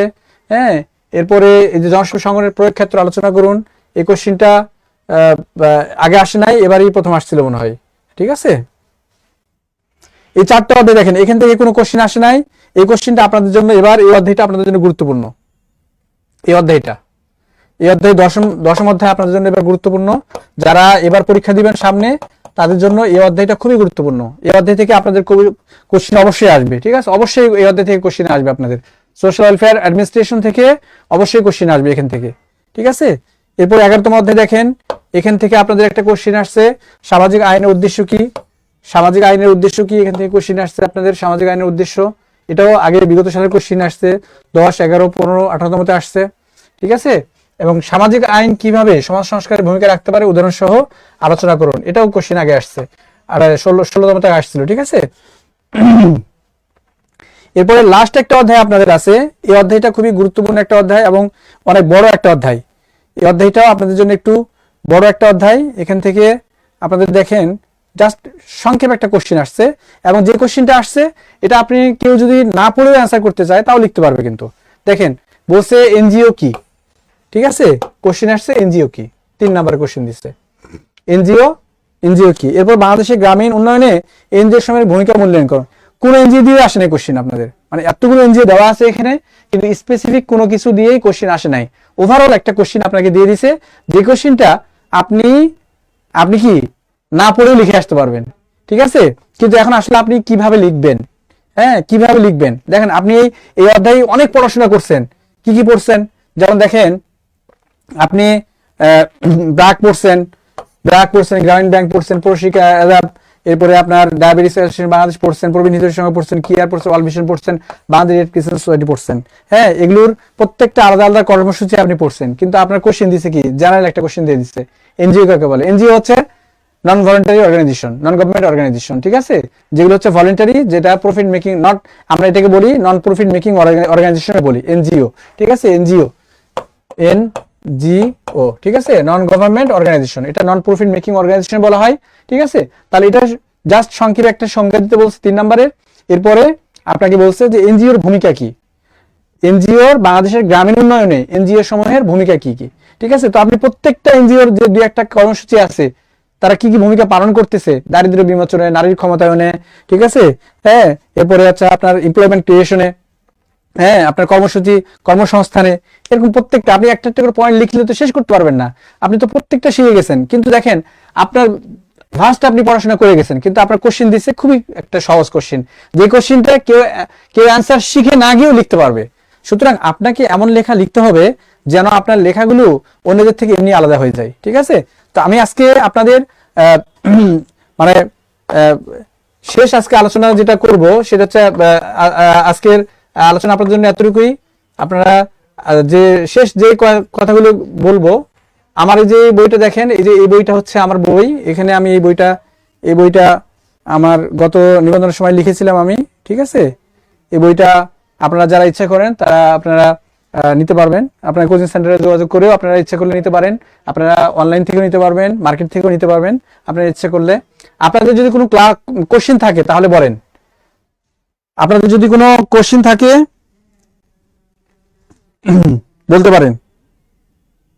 আমি আপনাদের কয়েকটা কোশ্চেন নিব আজকের ক্লাসের উপরে। আপনাদের যদি কোনো কোশ্চেন জানার থাকে আপনারা করতে পারেন। আজকের আপনাদের কয়েকটা কোশ্চেনের অ্যান্সার দিয়ে আজকে আমি আপনাদের ক্লাসটা শেষ করে দিব।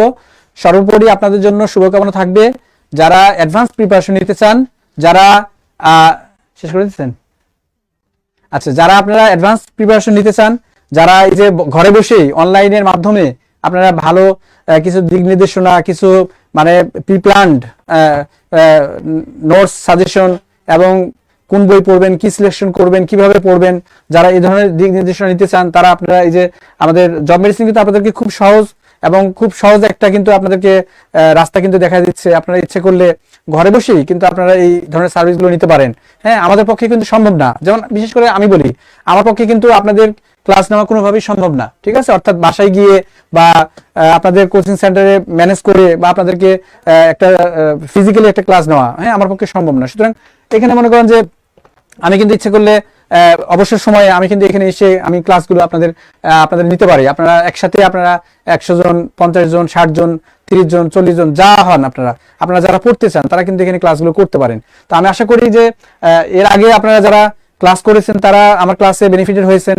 আশা করি যারা ভবিষ্যতে অ্যাডভান্স ক্লাস যারা করতে চান, অ্যাডভান্স কোর্স যারা করতে চান, ঠিক আছে, তাহলে তারা আপনারা ভর্তি হতে পারেন। আমরা স্টেপ বাই স্টেপ অর্থাৎ প্রত্যেকটা চ্যাপ্টার ধরে ধরে আমরা মেইন বিষয়গুলো আলোচনা করব। ঠিক আছে? কোত্থেকে কোশ্চেন হতে পারে, কত ধরনের কোশ্চেন হতে পারে, কিভাবে লিখতে হবে, কিভাবে লিখলে আমরা আসলে যে আমাদের যে একটা বললাম যে কাঙ্ক্ষিত নাম্বার, অর্থাৎ কাঙ্ক্ষিত নাম্বার আমাদের 70 নাম্বার, 70+ নাম্বার আমরা আসলে পাবো, সেই বিষয়গুলো নিয়ে আমরা ডিটেইলস আলোচনা করব। সুতরাং সর্বোপরি মেইন বিষয়টা হচ্ছে কি যে আপনি একটু দেখেন যে আমি 100 জনের মধ্যে 100 জনের খাতা দেখেছিলাম একজন স্যারের কাছে, ওখান থেকে 7 জন স্টুডেন্টের ছিল কি মানে 100+। তাহলে আমরা যদি এই রেটটা যদি ধরি তাহলে 210 জন হয়, কিন্তু আমরা আসলে দেখতে পারি যে 210 জনও আসলে কোয়ালিফাই করে নাই। ঠিক আছে? তার মানে কি যারা 70+ নাম্বার পাবেন তারা আমি লিখে দিতে পারি যে তারা আপনারা আসলে কোয়ালিফাই করবেন। ঠিক আছে? আর 75 থেকে 80 যাদের নাম্বার থাকবে তারা চাকরি পেয়ে যাবেন, নিশ্চিত চাকরি পাবেন। ঠিক আছে? তারপরেও আপনি যদি একটা সার্টিফিকেট যদি পান এনটিআরসি এর, আপনি বেসরকারি বিভিন্ন কলেজে সার্টিফিকেট দিয়ে আপনি এনটিআরসি থেকে নিয়োগ না পেলেও আপনি বেসরকারি কলেজগুলোতে কিন্তু আপনি এনটিআরসি এর সার্টিফিকেট দিয়ে কিন্তু আপনি জব করতে আপনি পারেন। বিভিন্ন কলেজে কিন্তু আপনাকে কিন্তু শর্ত দিয়ে দেওয়া হয় যে আপনার এনটিআরসি এর সার্টিফিকেট লাগবে, তাছাড়া কিন্তু অ্যাপ্লাই করতে পারবেন না। যেমন অনেকগুলো বেসরকারি কলেজ আছে না, সেগুলো কিন্তু এনটিআরসি এর সার্টিফিকেট লাগে। সুতরাং আপনারা এখানে 100 নম্বরের পরীক্ষা দিয়ে খুব সহজেই কিন্তু আপনারা আপনাদের যে স্বপ্ন, শিক্ষক হওয়ার যে স্বপ্ন, সেই স্বপ্নটা কিন্তু আপনারা পূরণ করতে পারেন। ঠিক আছে? সবার জন্য শুভকামনা থাকলো। কয়েকজনের কোশ্চেন করেছেন, দিয়েছেন, কমেন্ট করেছেন, জি স্যার সবগুলাই মুখস্থ আছে, সবগুলো মুখস্থ আছে। একজন বলেছেন স্যার আমি বইটা স্ক্রিনশট নিব, একটা নিচের দিকে দেন বইটা। আচ্ছা, বইটা স্ক্রিনশট নেবেন আপনি, একটু নিচের দিকে দিতে বলছেন। বইটা স্ক্রিনশট আপনি লিখে স্যার দিলেই পাবেন। ঠিক আছে? দিলাম, আপনি স্ক্রিনশট নিতে পারেন, সমস্যা নাই। আর আপনাদের জানার কিছু আছে কারো, যদি কারো জানার কিছু থাকে আপনারা একটু কোশ্চেন করতে পারেন, আমি 2-1টা অ্যান্সার দিয়ে আমি শেষ করে দেব।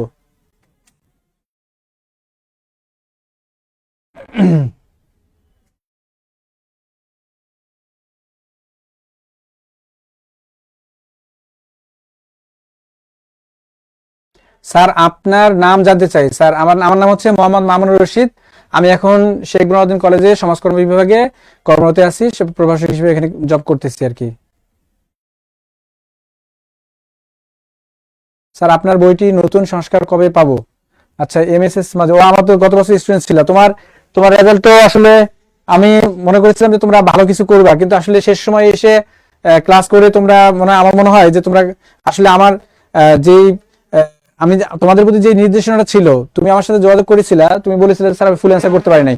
তোমাদের প্রতি সবার প্রতি যারা আগে ক্লাস করেছিলা তাদেরকে আমি বলেছিলাম একটা কথা, যে আমাদের জন্য কিন্তু time is very very important, অর্থাৎ সময় টাইম মেনটেন করাটা কিন্তু খুবই গুরুত্বপূর্ণ।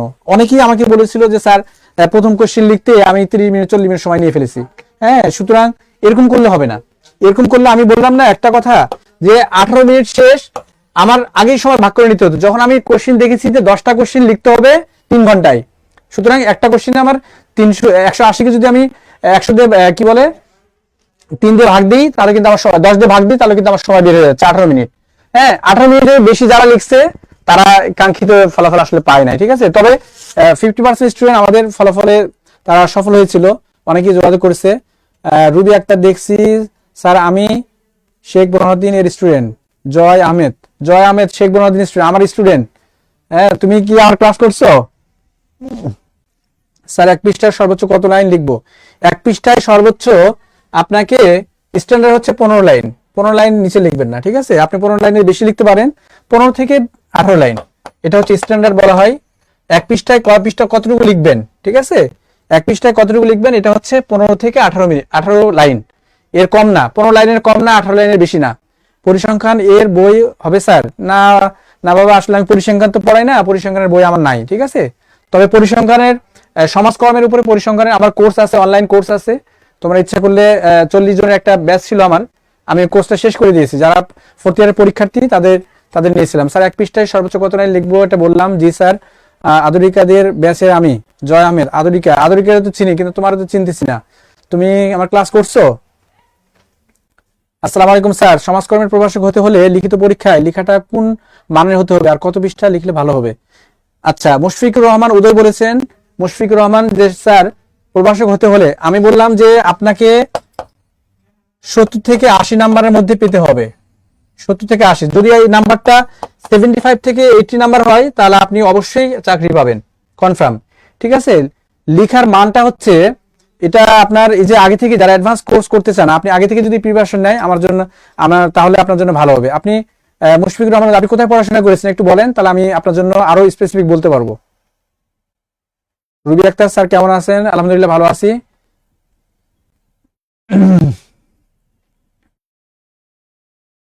রুবি তোমার পাস করছিলা না? তুমি পাস করছিলা না? আইবা দিয়েছো এবার?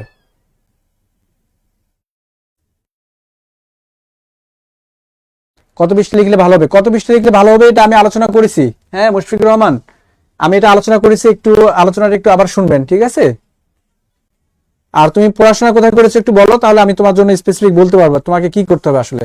আচ্ছা, আমি জেনারেলি বলে দিচ্ছি, যারা ইউনিভার্সিটিতে পড়াশোনা করেছেন, ঠিক আছে, যারা ইউনিভার্সিটিতে পড়াশোনা করেছেন তারা সহজেই প্রিপারেশনটা নিতে পারবেন, কারণ আপনাকে 3000 আপনারা 3000-এর মধ্যেই আছেন, ঠিক আছে। আর যারা ইউনিভার্সিটিতে পড়াশোনা করেন নাই তারা 3000-এর বাইরে আছেন, কারণ কম্পিটিশনটা হচ্ছে এরকম। কারণ ইউনিভার্সিটি স্টুডেন্টদের ম্যাক্সিমামের নাম্বার হচ্ছে 3.50, আপনাকে কিন্তু 3.50 তুলতে হবে এখানে, 3.50। ইউনিভার্সিটি স্টুডেন্টদের ম্যাক্সিমামের রেজাল্ট হচ্ছে 3.50, আর যারা কলেজে পড়েন তাদের রেজাল্টটা হচ্ছে এভারেজ 3 পয়েন্টের উপরে। হ্যাঁ, 3 পয়েন্ট মানে হচ্ছে আপনি 60 নাম্বার পেয়েছেন। 3 পয়েন্ট মানে হচ্ছে আপনি পেয়েছেন অনার্সের রেজাল্টে 60 নাম্বার। আপনাকে 60 নাম্বার পেলে হবে না, এখন আপনাকে 70 অর্থাৎ 3.50 পেতে হবে, 3.50 পেতে হবে। এটা হচ্ছে 70 নাম্বার। হ্যাঁ, আর 3 পয়েন্ট হচ্ছে 60 নাম্বার, 60। সুতরাং এই নাম্বার আপনাকে এভারেজ, এটাকে আগে থেকে প্রিপারেশন নিয়ে এই ধরনের কোচিং গুলো করে বিভিন্ন বই টই পড়ে রেফারেন্স সহ অ্যান্সার শিখে আপনাকে এই আপনার কোয়ালিটিটা ডেভেলপ করে আপনাকে 75-এ নিয়ে যেতে হবে। এটা সম্ভব যদি আপনি 2 মাস লাগাতার পড়াশোনা করেন, হ্যাঁ, যদি গাইডলাইন নেন, সাজেশন নেন, তাহলে এটা সম্ভব। আচ্ছা, আর কেউ? স্যার আমি জাতীয় বিশ্ববিদ্যালয় থেকে সদ্য অনার্স শেষ করেছি। গুড। জাতীয় বিশ্ববিদ্যালয়ের জন্য এই জন্যই বললাম যে আপনি যেহেতু জাতীয় বিশ্ববিদ্যালয়ে পড়েছেন, আপনার রেজাল্ট 3.50 অবশ্যই নাই, ঠিক আছে। 3.50 নাই, হয়তো 3.50 নিচে আছে, 3.30, 3.40। আরিফিন জাহান, আমার result 3.59। Good, this is very good result, I think হ্যাঁ, এটা খুবই ভালো রেজাল্ট 3.59। আপনার তার মানে আপনার আপনার এভারেজে 70 নাম্বারের উপরে ছিল, ঠিক আছে, এভারেজে 70 নাম্বারের উপরে ছিল। আমি আশা করি আপনার জন্য প্রিপারেশন নেওয়াটা খুব সহজ হবে, ঠিক আছে। আপনি 3000 জনের মধ্যে আছেন, এখনই আপনি 3000 জনের মধ্যে আছেন, ঠিক আছে। তো এখন যেহেতু আপনার 3000 জন পরীক্ষা দিবেন আর আপনার কোয়ালিফাই করবেন 100 জন, সুতরাং আপনাকে সেই মানে লেখায় লিখতে হবে, ঠিক আছে। স্যার আমার অনার্সের সিজিপিএ ছিল 3.36, এই জন্যই বললাম যে 3.36, তার মানে এটা 3.36 মানে হচ্ছে আপনার এভারেজ নাম্বার হলো 65 থেকে 70। আপনার 70 নাম্বার, আপনাকে 70 নাম্বার করতে হবে এটা, ঠিক আছে। আপনাকে এনটিএসসি পাস করতে হলে আপনাকে আরো নাম্বার তুলতে হবে, আপনার 70 নাম্বার তুলতে হবে। আচ্ছা, আজকের জন্য আপনাদের জন্য সবার জন্য শুভকামনা। আজকে সবাই ভালো থাকবেন। আশা করি সামনে আরো অন্য কোনো ক্লাসে দেখা হবে।